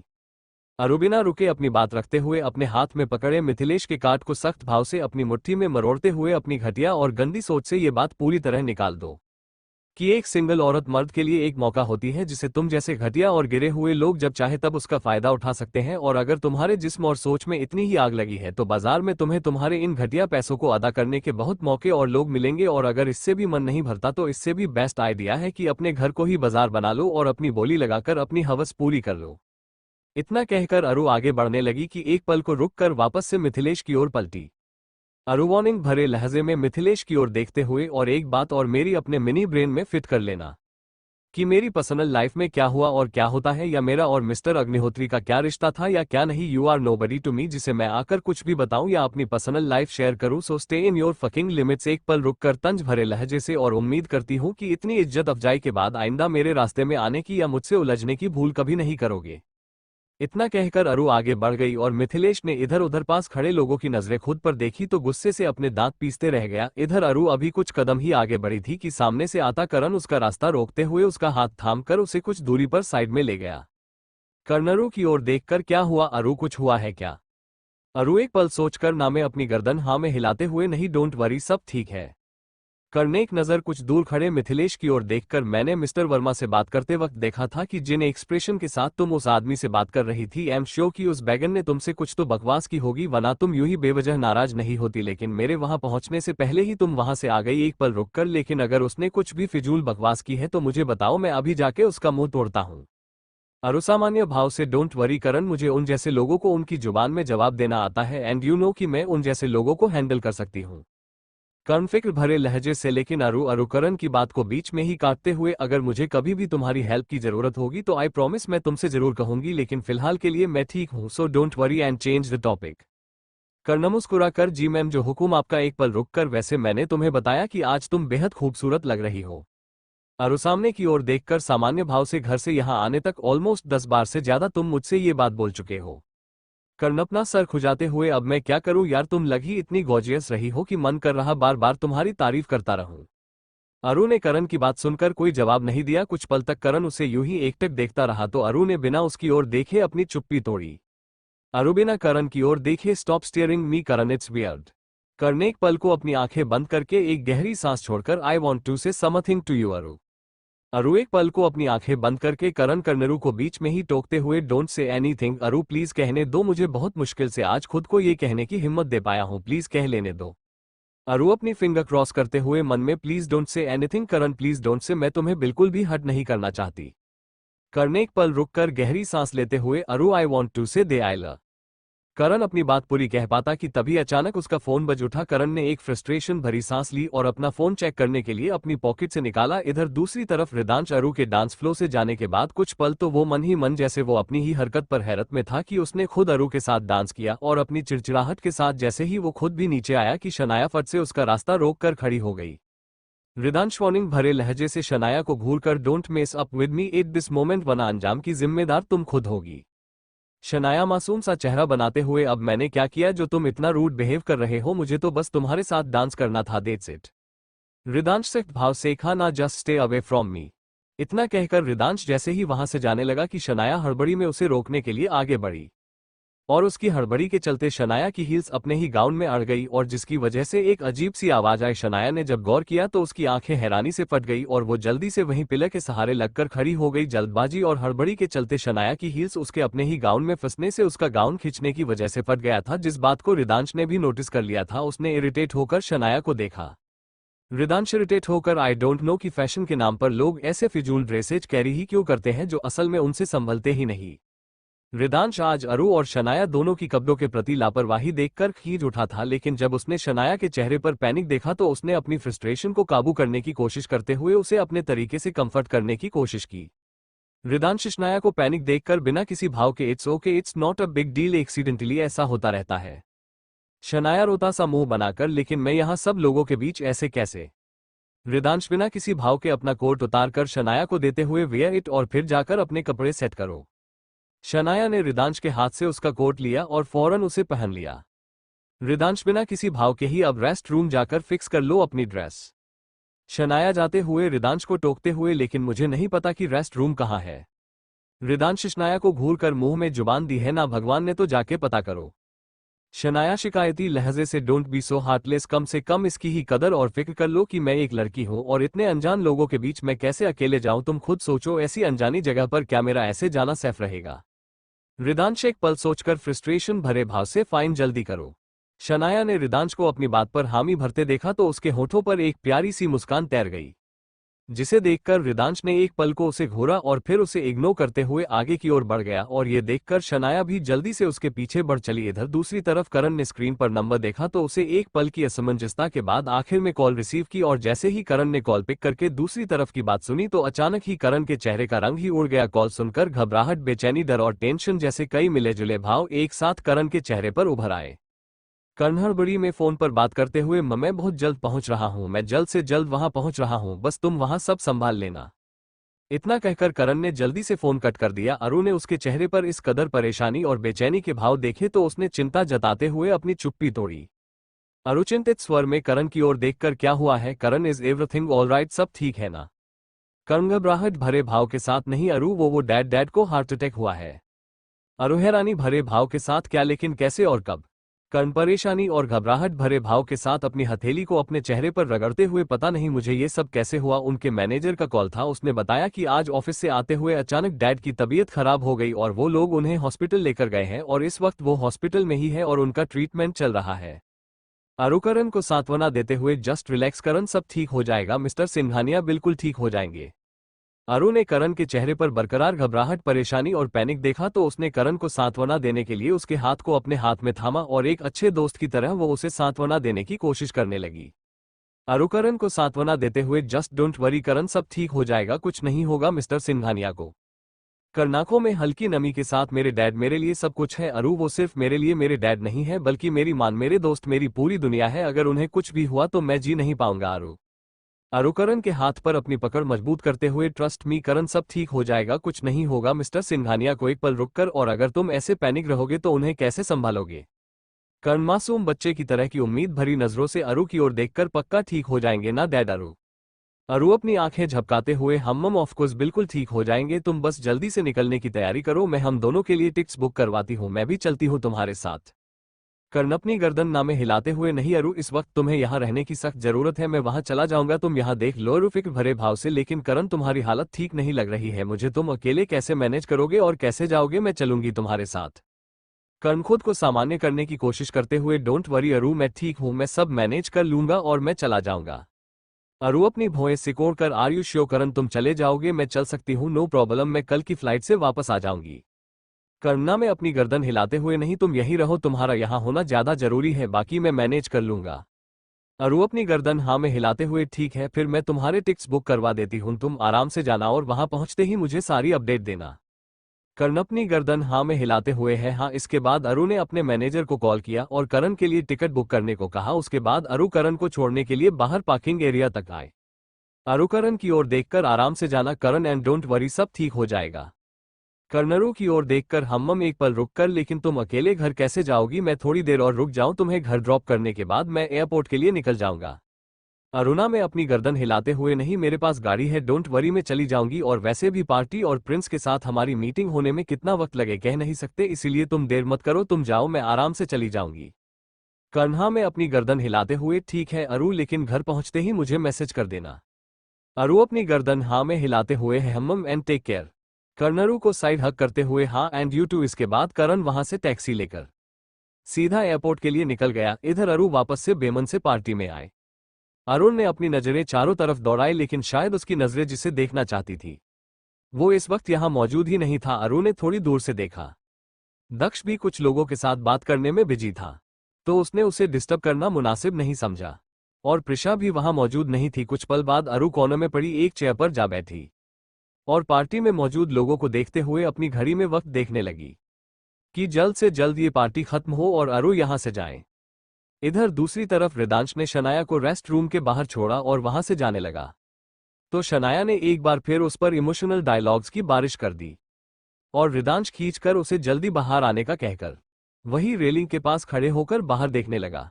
ये देखकर शनाया मुस्कुराई और अंदर चली गई। इधर मिथिलेश, जो अरु से ऐसे बेइज्जत होने के बाद अंदर ही अंदर जला भुना जा रहा था, वो बस एक मौके की तलाश में था।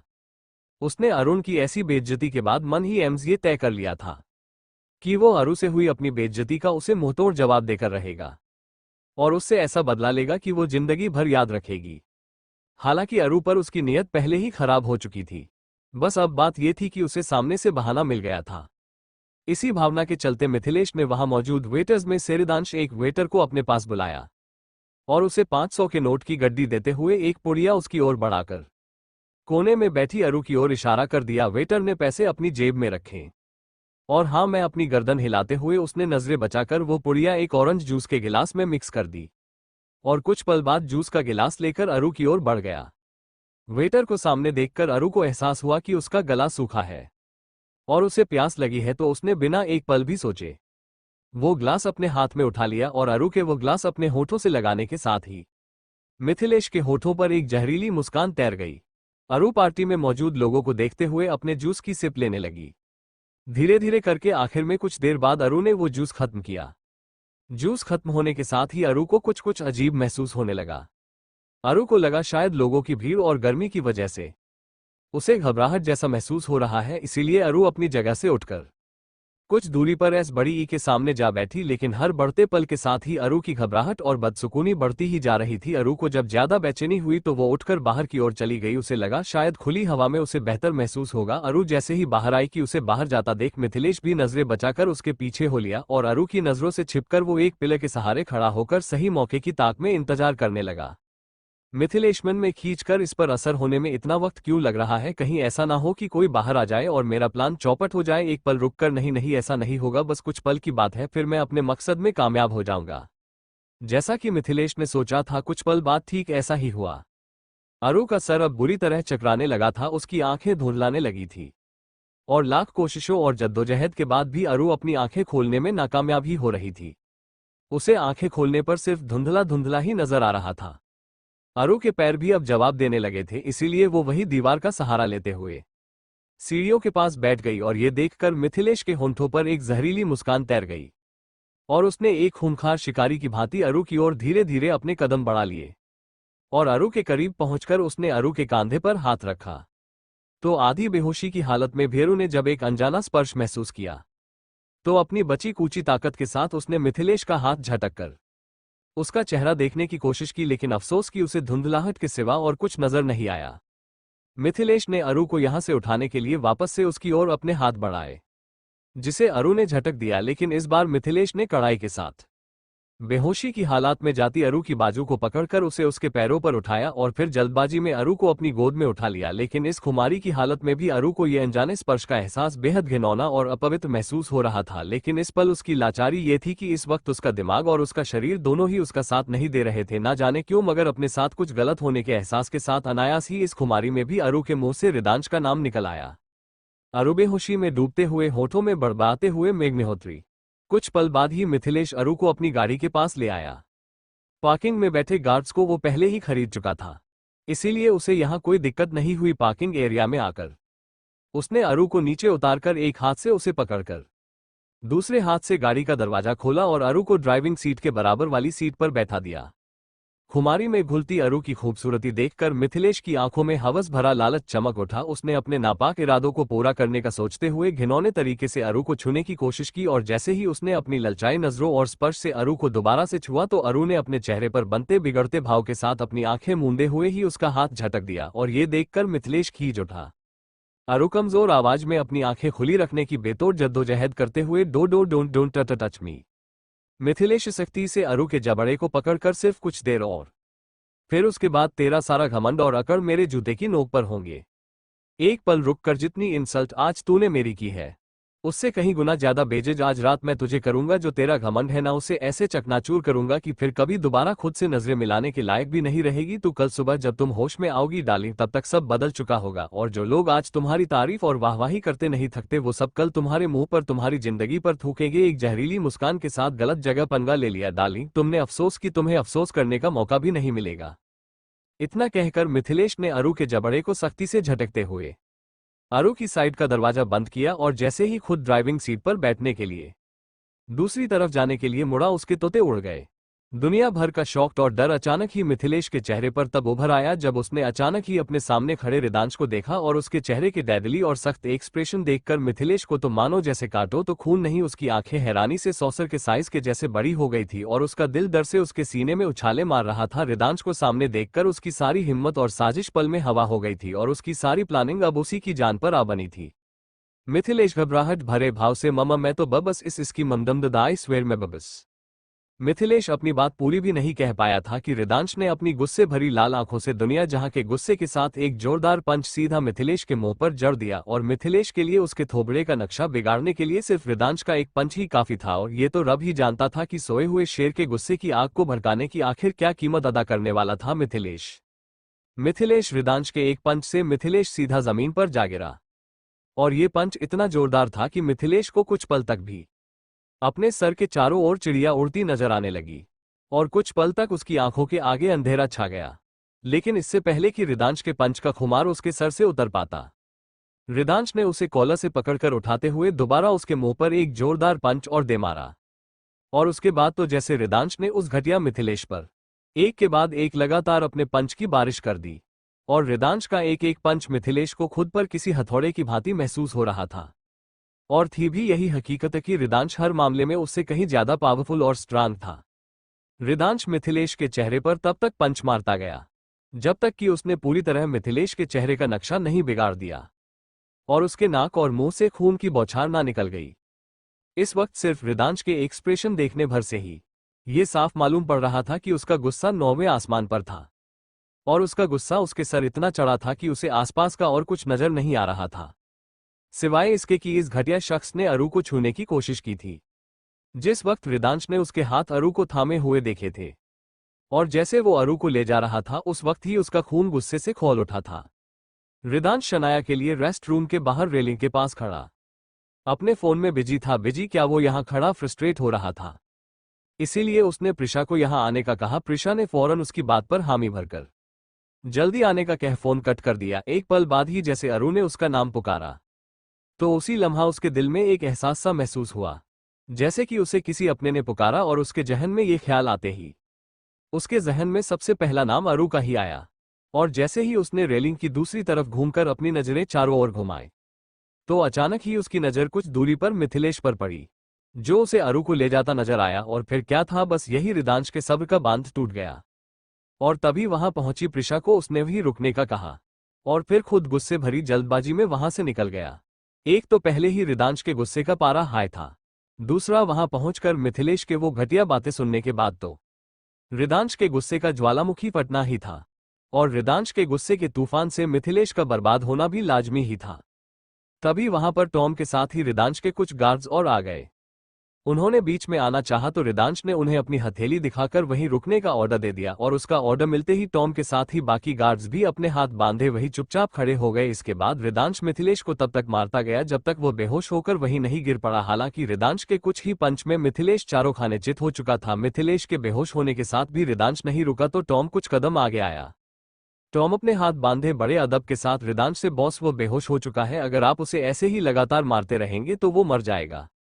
रिदांश ने टॉम की बात सुनी तो उसने गुस्से से एक पल को अपनी आंखें बंद की, और अपने इमोशंस और गुस्से को कंट्रोल करते हुए उसने खुद को मिथिलेश से बड़ी मुश्किल से कुछ कदम पीछे किया, और उसने अपने बिखरे बालों में हाथ घुमाकर जो पसीने से उसके माथे पर चिपक गए थे उन्हें अपने माथे से हटाया।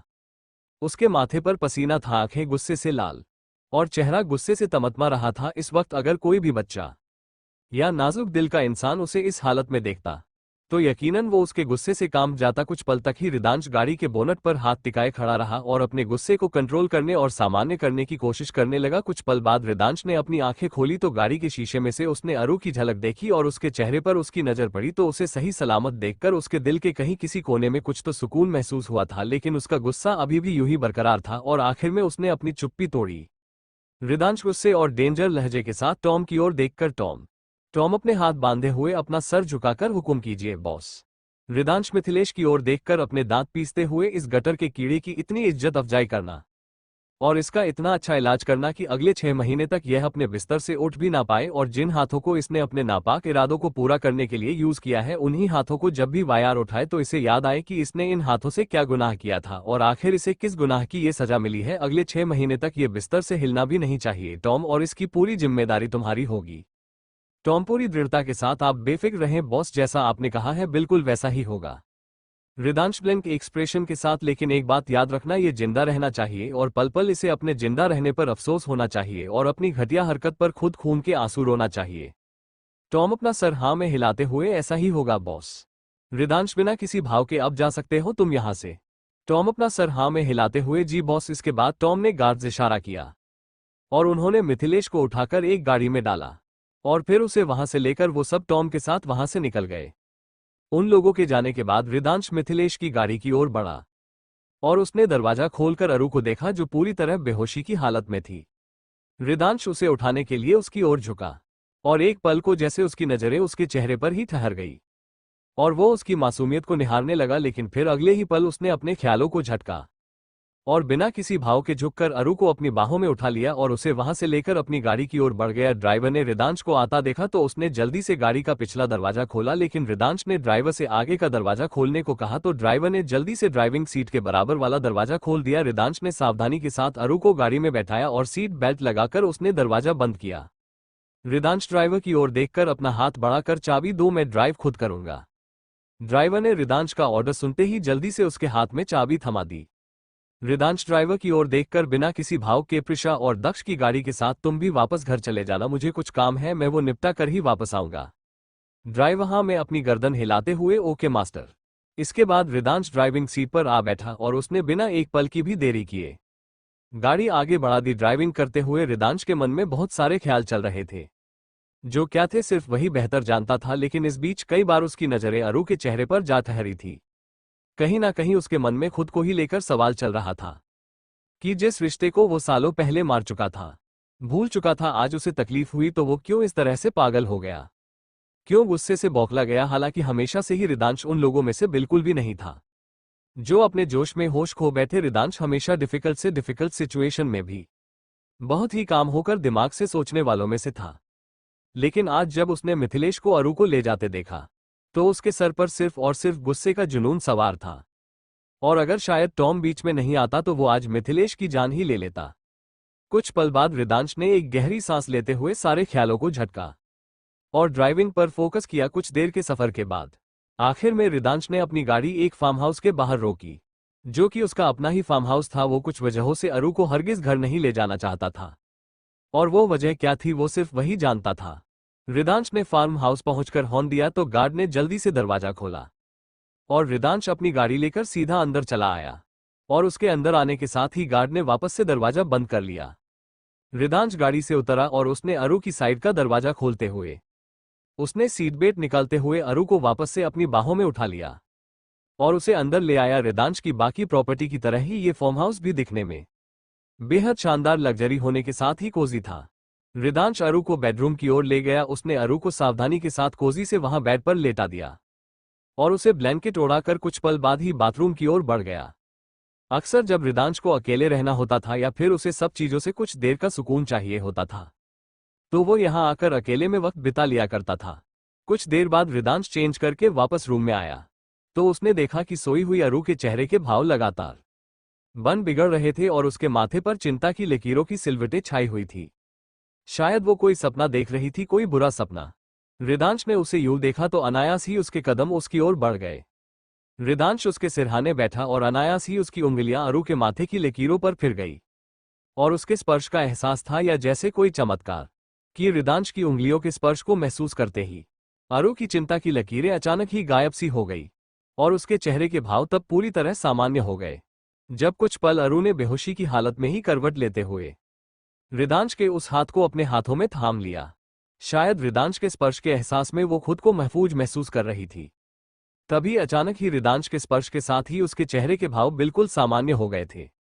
एक बार को रिदांश ने अपना हाथ खींचना चाहा, लेकिन फिर ना जाने क्या सोचकर वो बस खामोशी से अपना सर हेडबोर्डर से टिकाए वहीं बैठ गया और खामोशी से सोती अरु को कुछ पल तक यूं ही एकटक देखते कुछ सोचने लगा। जैसे जैसे रात गहराने लगी थी, रिदांश को भी नींद का एहसास होने लगा था और कुछ वक्त बाद भी जब उसने अरु को अपना हाथ यूं ही पकड़े देखा तो फिर वो बिना कुछ सोचे बेड के दूसरी साइड लेट गया और आखिर में कुछ देर बाद उसे भी नींद आ गई। हालांकि पूरी रात में उसकी सावधानी भरी नींद कई बार टूटी जब अरु अपनी जगह छोड़कर उसके और रिदांश के बीच के सारे गैप को लंघ कर रिदांश के ठीक करीब पहुंच चुकी थी और आखिर में वो रिदांश के सीने पर सर रखकर उसे अपनी बाजू से कसकर पकड़े हुए सुकून से सो गई। रिदांश ने जब उसे यूं करते देखा तो अनायास ही उसके जेहन में पुराना वक्त कौंध गया जब उनके बीच सब ठीक था और अक्सर अरु उसके सीने पर यूं ही सर रखकर सोया करती थी। सामान्य तौर पर तो रिदांश को अरु के ऐसा करने से चिढ़ होनी चाहिए थी, लेकिन न जाने क्यों इस वक्त उसके ऐसा करने के बावजूद भी ध्रुवी के चेहरे पर कोई भी फ्रस्ट्रेशन या गुस्से जैसे कोई भी भाव नहीं थे, बल्कि उसके चेहरे के भाव हमेशा की तरह ब्लैंक बने हुए थे। रिदांश आधे से ज्यादा खुद पर सवार सोती हुई अरु को देखते हुए जब होश में होती है तो सिर्फ जहर उगलती है और अब बेहोशी में रिदांश ने अपना फोन उठाया और कुछ पल उसमें कुछ करने के बाद आखिर में एक गहरी सांस लेते हुए रिदांश ने अपनी सोच को विराम लगाया और फिर कुछ पल बाद नींद के आगोश में चला गया। और फिर उसकी नींद तब खुली जब सुबह उसने अरु को अपनी बाहों में कसमसाते हुए देखा। रिदांश ने अरु को यूं कसमसाते देखा और इस वक्त जिसके चेहरे पर फ्रस्ट्रेशन और गुस्से के भाव साफ नजर आ रहे थे, मगर ये देखकर भी रिदांश के भाव ब्लैंक ही बने रहे और उसने कोई रिएक्ट ना करते हुए बस खामोशी से अपनी बाजू को अरु की कमर से हटा लिया और बिस्तर से उठते हुए वह बिना कुछ कहे वहां से बाथरूम की ओर जाने लगा कि अरु के शब्द सुनकर उसके कदम वहीं रुक गए और एक पल बाद ही वो अपने सदा के टशन और एटीट्यूड के साथ अपनी पॉकेट में अपने दोनों हाथ डाले हुए वो उसकी ओर पलटा। अरु बिस्तर से उठकर खड़े होते हुए गुस्से से how dare you to touch me. Ridansh अपनी भौहें उचकाकर एक्सक्यूज मी अरु फ्रस्ट्रेशन भरे भाव के साथ ज्यादा अनजान मत बनिए, आप मुझे यहाँ क्यों लाए आप। रिदांश अपने ब्लैंक एक्सप्रेशन वाले एटीट्यूड के साथ फॉर योर काइंड इन्फॉर्मेशन, अगर मैं तुम्हें यहाँ नहीं लाता तो इस वक्त तुम जहाँ होती वहां खुद को देखने से बेहतर तुम मरना पसंद करती। अरु ने रिदांश के लफ्ज सुने तो एक पल को उसके चेहरे के भाव बदले, लेकिन क्योंकि उसे ना तो सब कुछ पता था और ना ही जूस के बाद का कुछ याद, इसीलिए अगले ही पल उसके भाव वापस से सख्त हो गए। अरु सख्त भाव से ठीक है मान लिया, आपने मेरी मदद की, मुझ पर एहसान किया, लेकिन आप मुझे यहाँ क्यों लाए और उस पर आपका मेरे साथ इस तरह से एक बेडरूम में एक बिस्तर पर सोने का क्या मतलब था। रिदांश ने अरु की बात सुनी तो ब्लैंक एक्सप्रेशन मगर एटीट्यूड के साथ उसने अपने कदम कुछ दूरी पर खड़ी अरु की ओर बढ़ा दिए और फिर अगले ही पल उसने अरु को झट से अपनी ओर खींचकर उसे कमर से पकड़ते हुए पूरी तरह अपनी बाजुओं और सीने के बीच कैद कर लिया। अरु के लिए रिदांश का ये मूव बिल्कुल अनएक्सपेक्टेड था, लेकिन एक पल बाद जब वो अपने असल हवास में आए तो उसने सख्त भाव से पूरी जद्दोजहद के साथ रिदांश को खुद से दूर धकेलने की कोशिश की, जिसमें वो पूरी तरह नाकाम रही क्योंकि रिदांश उससे 1 इंच भी नहीं हिला। रिदांशु की नाकाम कोशिश के बाद फुल ऑन एटीट्यूड के साथ मैं तुम्हें यहाँ क्यों लाया, तुम्हारे साथ एक बेडरूम एक बिस्तर पर क्यों था, या ऐसे ही कई फिजूल सवाल जिनका जवाब तुम मुझसे जानना चाहती हो, तो मेरा जवाब है कि मैं तुम्हें कोई भी जवाब देना जरूरी नहीं समझता। So think whatever you want, I don't give a damn about your thinking. Aru गुस्से से रिदांश की ओर देखकर just leave me right now. Ridansh intense look से अरु की ओर देखते हुए धमकी दे रही हो। अरु बिना किसी झिझक के हाँ दे रही हूं तो रिदांश चैलेंजिंग लुक से देन ट्राई मी। अरु सख्त और डेडली एक्सप्रेशन से मैंने कहा छोड़िए मुझे। रिदांश चैलेंजिंग लुक से वरना अरु डेडली एक्सप्रेशन के साथ ही, वरना उस दिन तो सिर्फ एक छोटा सा ट्रेलर था और कहीं ऐसा ना हो कि आपकी नादानी भरी अकड़ आपके फ्यूचर पर भारी पड़ जाए। रिदांश कुछ देर बाद मॉकिंग वे में डोंट फॉरगेट कि वो तुम ही थी जो सारी रात मुझसे चिपक के सो रही थी अपनी आईब्रोज उठाते हुए, एंड हु नोज कि तुम सिर्फ सो रही थी या फिर तुमने। अरु ने रिदांश की बात सुनी तो उसने सख्त भाव से अपनी मुठियां भींच ली और उसके एक्सप्रेशन देखकर रिदांश के होठों पर एक तंज भरी विक्ट्री स्माइल तैर गई, लेकिन कुछ देर बाद कुछ सोचकर अरु के होठों पर एक क्लेवर स्माइल तैर गई। अरु टाइट लिप स्माइल के साथ फाइन आई एग्री कि आपने मेरी हेल्प की, मुझ पर एहसान किया और मैं ही थी जो पूरी रात आपसे चिपक कर आपके नजदीक सोई थी, and according to you who knows की सिर्फ सोई थी या आपका एडवांटेज लिया था। ने एक पल रुक कर गंभीर भाव के साथ ही सब बातें मान ली मैंने आपकी, अब मुझे एक मौका दीजिए ताकि मैं आपका एहसान उतार सकूं। रिदांश ने अरु की बात सुनकर शक भरी नजरों से उसकी ओर देखा। वो भी अच्छे से समझ रहा था कि अरु जितनी सीधी बातें कर रही है यकीनन उनका मतलब इतना सीधा हरगिज नहीं हो सकता, लेकिन फिर भी वो जानना चाहता था कि आखिर वो करना क्या चाहती है। इसीलिए उसने कुछ पल बाद ही अरु को अपनी मजबूत पकड़ से आजाद कर दिया। और ये देख अरु ने एक क्लेवर मुस्कान रिदांश को दी और रिदांश बड़े ही गौर से अरु के नेक्स्ट मूव को देखने लगा। अरु ने कमरे में इधर उधर देखा और फिर एक पल बाद ही टेबल पर रखे अपने क्लच पर उसकी नजर ठहर गई और वो उसकी ओर बढ़ गई और अगले ही पल अपने हाथ में अपना क्लच थामे वो वापस से रिदांश के सामने आ खड़ी हुई। रिदांश अभी भी उसे और उसके मूव्स को असमंजस भरे भाव से देख रहा था, लेकिन एक पल बाद ही फिर जो अरु ने किया वो बिल्कुल बियॉन्ड द ड्रीम ही था। अरु एक पल बाद अपने पर्स से कुछ पैसे निकालकर रिदांश की ओर देखकर गंभीर भाव से फाइन, कल रात जो भी किया मैंने रिदांश की हथेली पर वो पैसे रखते हुए उसकी भरपाई एक पल रुककर, सो हिसाब बराबर, now stay away from my way. इधर दूसरी तरफ करण अगली सुबह अपने डैड से मिलने स्पेन पहुंचा। जैसे ही वो एयरपोर्ट से निकला उसके लिए मिस्टर सिंघानिया के मैनेजर ने पहले ही गाड़ी अरेंज करवा दी थी, जिसमें बैठकर करण सीधा हॉस्पिटल के लिए निकल गया। रास्ते में उसने अपना फोन चेक किया मगर अरु का कोई मैसेज या कॉल उसे नहीं मिले थे। ये देखकर उसने अरु के फोन पर कॉल की तो उसने कोई जवाब नहीं दिया।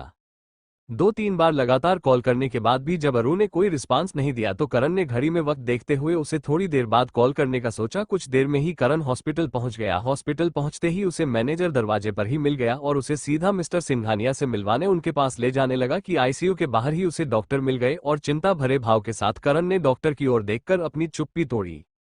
करण डॉक्टर की ओर देखकर अत्यंत चिंतित स्वर में, डॉक्टर मेरे डैड कैसे हैं, वो ठीक तो है ना।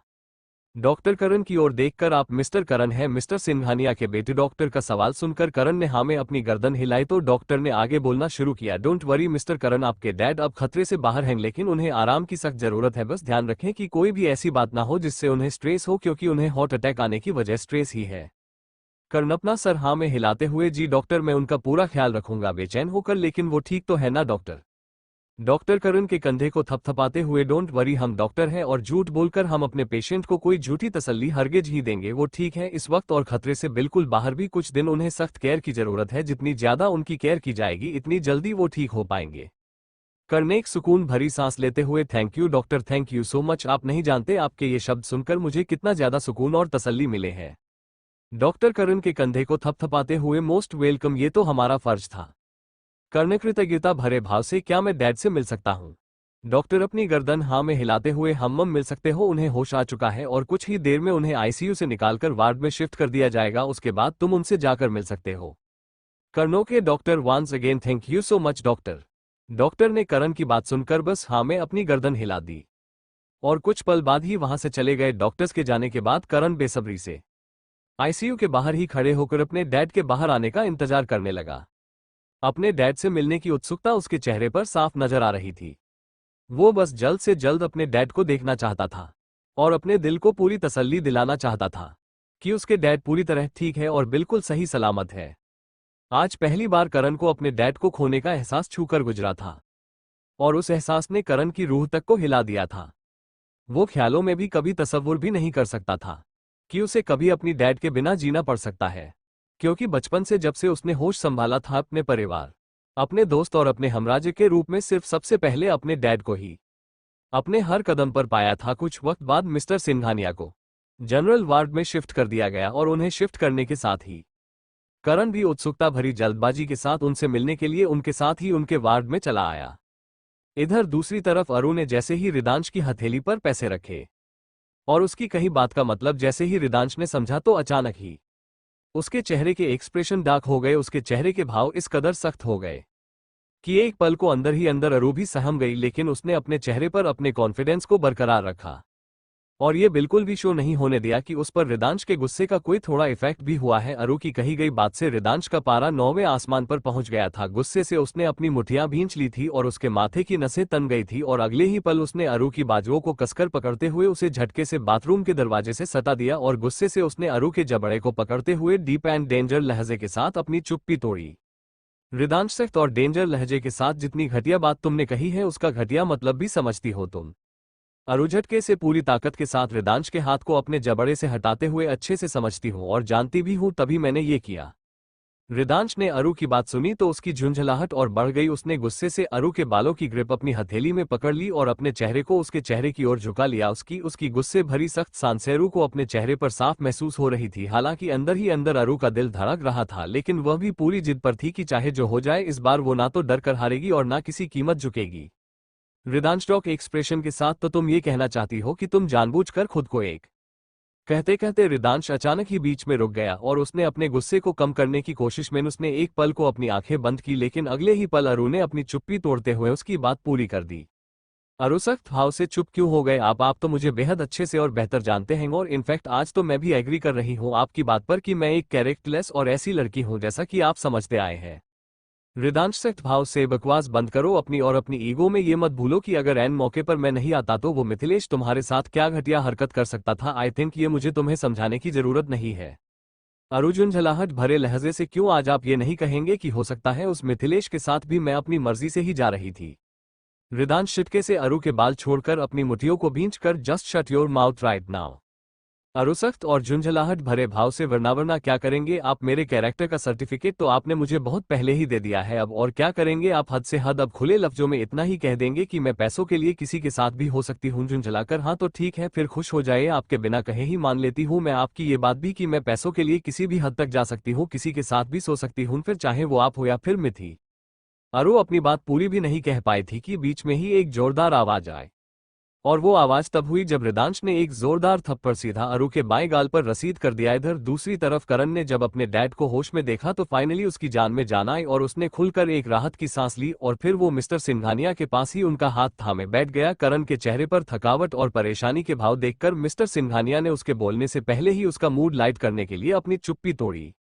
मिस्टर सिंघानिया करण का मूड लाइट करने की कोशिश करते हुए बेहद कमजोर आवाज में, तुम इसीलिए परेशान हुए ना क्योंकि अब कुछ दिन तुम्हें फ्रीफिल्म में मेरी सेवा जो करनी पड़ेगी। करण टाइट लिप मुस्कान के साथ, इट्स नॉट फेयर डैड, आपने तो मेरी टेंशन की वजह एक बार में ही पकड़ ली। मिस्टर सिंघानिया कमजोर आवाज में हल्के से हंसते हुए, आखिर बाप हूं तुम्हारी कोई भी चोरी मुझसे छुप नहीं सकती। बच्चों एक पल रुककर गंभीर भाव से, डोंट वरी, ठीक हूं मैं, इनफैक्ट बिल्कुल ठीक हूं। ये डॉक्टर तो बस राई का पहाड़ बना देते हैं, वरना मैं तो बिल्कुल भला चंगा हूं। मिस्टर सिंघानिया का इतना कहना हुआ था कि करण इमोशनल होकर उनके सीने से लग गया। मिस्टर सिंघानिया उसकी यह बच्चों जैसी हरकत देखकर हौले से मुस्कुरा दिए और उसकी पीठ थपथपाते हुए उसे इनकरेज करने की कोशिश करने लगे। मिस्टर सिंघानिया करण को हौसला देते हुए, डोंट वरी बरखुरदार, इतनी जल्दी तुम्हारा पीछा छोड़कर कहीं नहीं जाने वाला, अभी तुम्हारे साथ ही रहूंगा मैं। आखिर मुझे तुम्हारे बच्चों को तुम्हारी करतूतों के किस्से जो सुनाने हैं ताकि वो जिंदगी भर तुम्हें तुम्हारे किस्से याद दिलाते रहे और तुम्हारा खून पीते रहे, तब जाकर मुझे चैन आएगा। कर्ण भावुकता से मुस्कुराकर, how mean dad. Mister Singhania मुस्कुराकर, अब मीन कहो या जो भी, मैं तो फुल प्रूफ प्लान के साथ रेडी हूं, बस तुम शादी तो करो, फिर देखना बच्चू कैसे बदले लेता हूं मैं तुमसे, वो भी गिन गिन कर। कर्ण भावुक होकर, आप जितने मर्जी उतने बदले ले लीजिएगा, लेकिन बस हमेशा मेरे साथ रहिएगा। एक पल रुक कर, यू नो वॉट, आपने मुझे डरा ही दिया था, मेरी जान निकल गई थी जब मुझे पता चला कि आप हॉस्पिटल में हैं। अगर आपको कुछ भी हो जाता ना डैड, तो आई स्वेयर मैं भी नहीं जी पाता।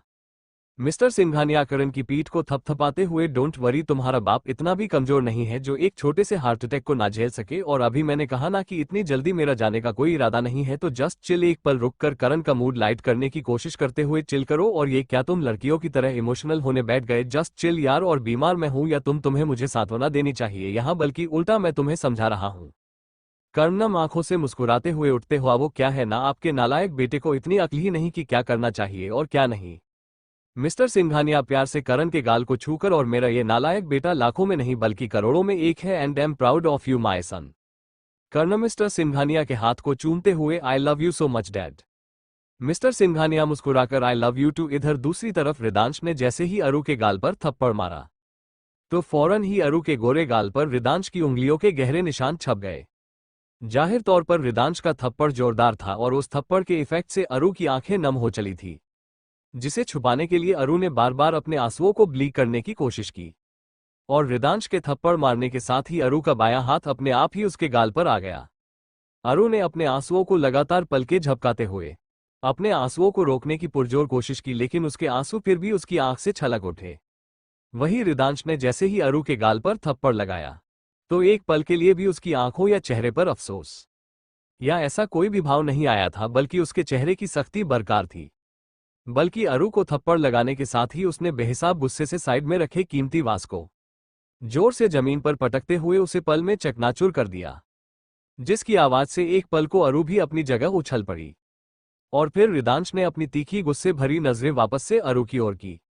अरु से उसकी नजरें मिलती उससे पहले ही अरु ने अपना चेहरा दूसरी ओर घुमाते हुए अपनी पीठ रिदांश की ओर घुमा ली। उसने अपने गाल पर रखे हाथ को नीचे किया और अपने आंसुओं को रोकने के लिए लगातार पलकें झपकाने लगी, लेकिन उसकी लाख कोशिशों के बावजूद भी अरु इस वक्त अपने इमोशंस पर काबू नहीं कर पाए और शमेलेसली उसके आंसू उसकी आंखों से बह निकले।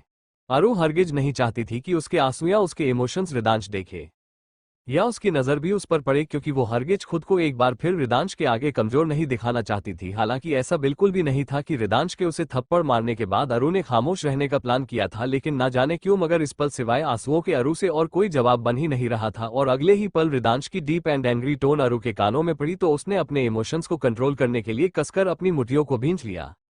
Ridansh talk and angry tone में, आइंदा मेरे सामने ऐसे घटिया लफ्जों का इस्तेमाल भी किया या ऐसे लफ्ज तुम्हारी जुबान पर दोबारा आए भी, आई स्वेयर कि तुम्हें जान से मार दूंगा मैं, keep this thing in your mini brain. अरु ने रिदांश की बात सुनी, लेकिन उसने कोई भी रिस्पांस नहीं दिया और ये देखकर रिदांश की झुंझलाहट और बढ़ गई। और उसने झुंझलाकर अरु की बाजू पकड़ते हुए उसका रुख अपनी ओर किया, लेकिन जैसे ही उसने अरु की नम आंखों के साथ ही अरु के गाल पर अपने हाथ की उंगलियों के निशान देखे तो एक पल को उसके दिल में कुछ तो महसूस हुआ और उसने अपने गुस्से और झुंझलाहट को कम करने के लिए एक पल को अपनी आंखें बंद करते हुए गहरी सांस लेनी चाहिए कि अरु के लफ्ज सुनकर उसने वापस उसी सख्ती से अपनी आंखें खोलकर अरु की आंखों में देखा जिसमें इस वक्त कई सारे भाव एक साथ थे। अरु रिदांश की ओर देखकर मिले जुले भाव के साथ, अब तो आपके दिल सुकून मिला होगा ना? आप खुश होंगे, आपको तसल्ली हुई होगी, क्योंकि आप ऐसे ही तो देखना चाहते हैं मुझे, यही तो आपकी हमेशा से ख्वाहिश रही है ना कि मैं आपके सामने ऐसे बेबस, खामोश और लाचार बनकर खड़ी रहूं और आपके हुक्म को सर झुकाकर मानती रहूं। एक पल रुककर सख्त भाव से, लेकिन एक बात आपको अच्छे से याद दिला दूं कि मैं मर जाऊंगी लेकिन आपकी ये ख्वाहिश मैं अब कभी दोबारा हरगिज पूरी नहीं होने दूंगी। रिदांशरु की बाजुओं को सख्ती से पकड़ते हुए सख्त भाव से, ना तो मेरी ऐसी कोई ख्वाहिश है और ना ही कोई शौक, यू नो वॉट, तुम लायक ही नहीं हो मेरी इतनी अटेंशन और वक्त की। एक पल रुक कर मैं तुम्हें यहाँ हरगिज नहीं लाता। अगर वो मिथिलेश तुम्हें ड्रग्स देकर तुम्हें अपने साथ ले जाने की फिराक में नहीं होता, लेकिन शायद मेरी ही गलती थी, मुझे तुम्हें यहाँ हरगिज लाना ही नहीं चाहिए था, फिर चाहे तुम्हें बीच सड़क पर ही क्यों नहीं फेंकाता। अरुगुस से भरे भाव से, तो मैंने नहीं कहा था आपसे कि मेरी मदद करने आए, कि मुझे बचाए। बीते 5 सालों में मेरी मदद करने के लिए, मुझे बचाने के लिए आप नहीं आते थे। मैंने खुद को खुद बचाना सीखा है, लड़ना सीखा है अपने लिए अपने दम पर, और आज भी मैं खुद की रक्षा खुद कर सकती हूँ। रिदांश सख्त भाव से, अब तुम जहनुम में जाओ या जहां मर्जी वहां मरो, मेरे रास्ते में तुम गलती से भी दिखी तो अपना रास्ता ही बदल लूंगा, लेकिन तुम्हारी शक्ल भी नहीं देखूंगा आज के बाद। एक पल रुककर तंज भरे लहजे से, और कंग्रेचुलेशन, अब से वो पूरा प्रोजेक्ट भी तुम्हारा है, क्योंकि मैं किसी भी एक भी वजह से तुम्हारे वजूद को भी अपने आसपास नहीं देखना चाहता, फिर इसके लिए चाहे मुझे इस प्रोजेक्ट को भी क्यों ना बर्बाद करना पड़े। अरोसी लहजे के साथ, तो आपको अरु रिदांश को उसी की जुबान में जवाब देना चाहती थी, लेकिन तभी उन दोनों का ध्यान अचानक से तब भटका जब साइड में रखी टेबल पर रखा अरु का फोन बजा और स्क्रीन पर माय वर्ल्ड नाम फ्लैश हुआ, जिस नंबर से असल में सिर्फ आरांशी ही उसे फोन किया करती थी। और उसका नंबर देखते ही अचानक ही अरु के चेहरे के भाव बदलकर घबराहट भरे हो गए, और उसके बदलते भाव रिदांश की नजरों से भी नहीं छुपे रहे। और इससे पहले कि अरु अपना फोन उठा पाती, रिदांश ने झट से आगे बढ़कर अरु का फोन उठाकर पिक करके अपने कान से लगा लिया, और बस रिदांश के इसी मूव के साथ अरु का दिल उसके मुंह से बाहर आने के लिए तैयार हो गया, और उसके चेहरे के सख्त भाव पूरी तरह बिल्कुल बदलकर डर, घबराहट और खौफ में तब्दील हो गए। रिदांश अरु को कोई मौका दिए बिना उसका फोन पिक करते हुए हेलो। इधर दूसरी तरफ करण से कुछ बातें करने के बाद दवाइयों के नशे से आखिर में कुछ देर बाद मिस्टर सिंघानिया गहरी नींद के आगोश में चले गए। करण ने उन्हें सोता देखा तो उनका ब्लैंकेट ठीक करते हुए वो आहिस्ता से उठकर साइड में चला आया, और उसे याद आया कि यहां आने के बाद अरु से एक बार भी उसकी बात नहीं हुई है। करण ने अपना फोन निकाला और अरु को फोन करने लगा, लेकिन उसका फोन बिजी आ रहा था। करण ने 1-2 बार और लगातार अरु का फोन ट्राई किया, लेकिन अभी भी उसका फोन बिजी आ रहा था, तो आखिर में करण ने अरु को मैसेज छोड़ दिया। इधर दूसरी तरफ रिदांश के फोन उठाने के साथ ही अरु के चेहरे पर डर भरी हवाएं उड़ने लगी। उसका मन यही सोच सोच कर बैठे जा रहा था कि अगर रिदांश ने आरांशी से बात कर ली तो उसे सब सच पता चल जाएगा, और आखिर में वो उसे आरांशी से दूर कर देगा। लेकिन इससे पहले कि वो उसे रोक पाती, तब तक रिदांश फोन पिक कर चुका था। लेकिन जैसे ही रिदांश ने फोन पिक करते हुए हेलो बोला कि अचानक ही दूसरी तरफ से फोन कट हो गया। ये देखकर रिदांश ने एक पल को अरु के फोन को देखा और फिर शक भरी नजरों से अरु की ओर देखा, लेकिन तभी अरु के फोन पर मैसेज की बीप सुनाई दी, जिसे रिदांश ने बिना एक पल भी सोचे फौरन ओपन कर लिया, क्योंकि मैसेज के नोटिफिकेशन में करण का नाम शो हो रहा था। और जैसे ही रिदांश ने करण का मैसेज पढ़ा कि अचानक से उसके भाव फिर सख्त हो गए। करण ने मैसेज में लिखा था, कर्ण मैसेज में, where are you babe, why are you not replying me, I am worrying about you and I miss you. Karan का मैसेज पढ़कर रिदांश ने एक तीखी नजर अरु पर डाली, लेकिन इससे पहले अरु या वो खुद कोई रिएक्ट करता कि दूसरी तरफ एक बार फिर करण ने अरु का फोन ट्राई किया, और इस बार लिखली उसका फोन लग गया। लेकिन यह उसकी अनलकीनेस थी कि फोन अरु के हाथ में ना होकर रिदांश के हाथ में था। इधर अरु ने जैसे ही दोबारा से अपने फोन की रिंग सुनी तो उसने धड़कते दिल के साथ मगर फुर्ती से अपनी चुप्पी तोड़ते हुए रिदांश के हाथ से अपना फोन छीनने की कोशिश की। अरु रिदांश की ओर देखकर गंभीर भाव से, मेरा फोन वापस दीजिए मुझे, और आप इस तरह से मेरी प्राइवेसी में दखल नहीं दे सकते। नाराजगी भरे लहजे से, अभी के अभी मुझे मेरा फोन वापस।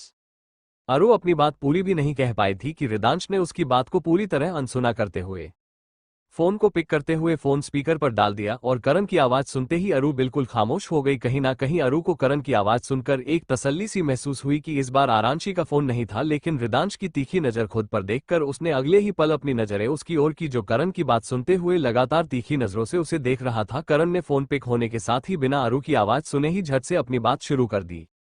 कॉन्फ्लिक्ट भरे लहजे से व्हाट द हेल गर्ल, कहाँ थी तुम? मैं कब से तुम्हारा फोन ट्राई कर रहा हूँ और मैंने कहा था तुम्हें कि पार्टी से वापस आते ही मुझे मैसेज छोड़ देना, लेकिन ना तो तुमने कोई मैसेज छोड़ा और ना ही मुझे इन्फॉर्म किया। और अब भी, और मैं कब से लगातार तुम्हारा फोन ट्राई कर रहा था लेकिन तुम्हारा कॉल लग ही नहीं रहा था और मेरे टेक्स्ट मैसेजेस का भी तुम जवाब नहीं दे रही। सब ठीक तो है ना अरु? आई am worrying about you and अरु करण बोलते जा रहा था, लेकिन इससे पहले कि वो अपनी बात पूरी कर पाता, रिदांश ने बीच में ही उसका फोन कट कर दिया। और ना सिर्फ फोन कट किया बल्कि उसे ऑफ करते हुए उसने बेफिक्री से वहीं खड़े रहकर अरु का फोन बेड पर फेंक दिया। अरु ने ये देखा तो उसने नाराजगी से रिदांश की ओर देखा। हालांकि कहीं ना कहीं अरु के दिल में ये सुकून था कि अब आरांशी का फोन रिदांश के सामने नहीं आएगा, लेकिन फिर भी जिस तरह से रिदांश ने उसके फोन को पिक करके न सिर्फ उसकी प्राइवेसी में दखलंदाजी की बल्कि उसके दोस्त का कॉल बीच में ही कट करके उसकी भी इंसल्ट की, लेकिन अरु फिलहाल रिदांश से और बिल्कुल भी नहीं उलझना चाहती थी। इसीलिए उसने बस नाराजगी भरी एक नज़र ध्रुवी पर डाली और सोचा कि वो बस जल्द से जल्द यहां से निकल जाए। और यही सोचकर वो अपना फोन उठाने के लिए आगे बढ़ी कि रिदांश ने बीच में ही उसकी कलाई पकड़ ली। अरु बिना मुड़े उससे अपनी कलाई छुड़ाने के लिए अपनी ताकत आजमा रही थी, लेकिन जितना वो कोशिश कर रही थी रिदांश अपनी ग्रिप इतनी ही टाइट करता जा रहा था। और कुछ पल बाद रिदांश ने उसकी कलाई को खींचते हुए उसे अपनी ओर खींचा। इस वक्त अरु की पीठ रिदांश के सीने से लगी थी। हालांकि दोनों के दरमियान अभी भी कुछ दूरी थी, लेकिन मामूली सी। अरु सख्त भाव से, मैं बेवजह कोई तमाशा नहीं चाहती, इसीलिए बेहतर होगा कि हाथ छोड़िए मेरा।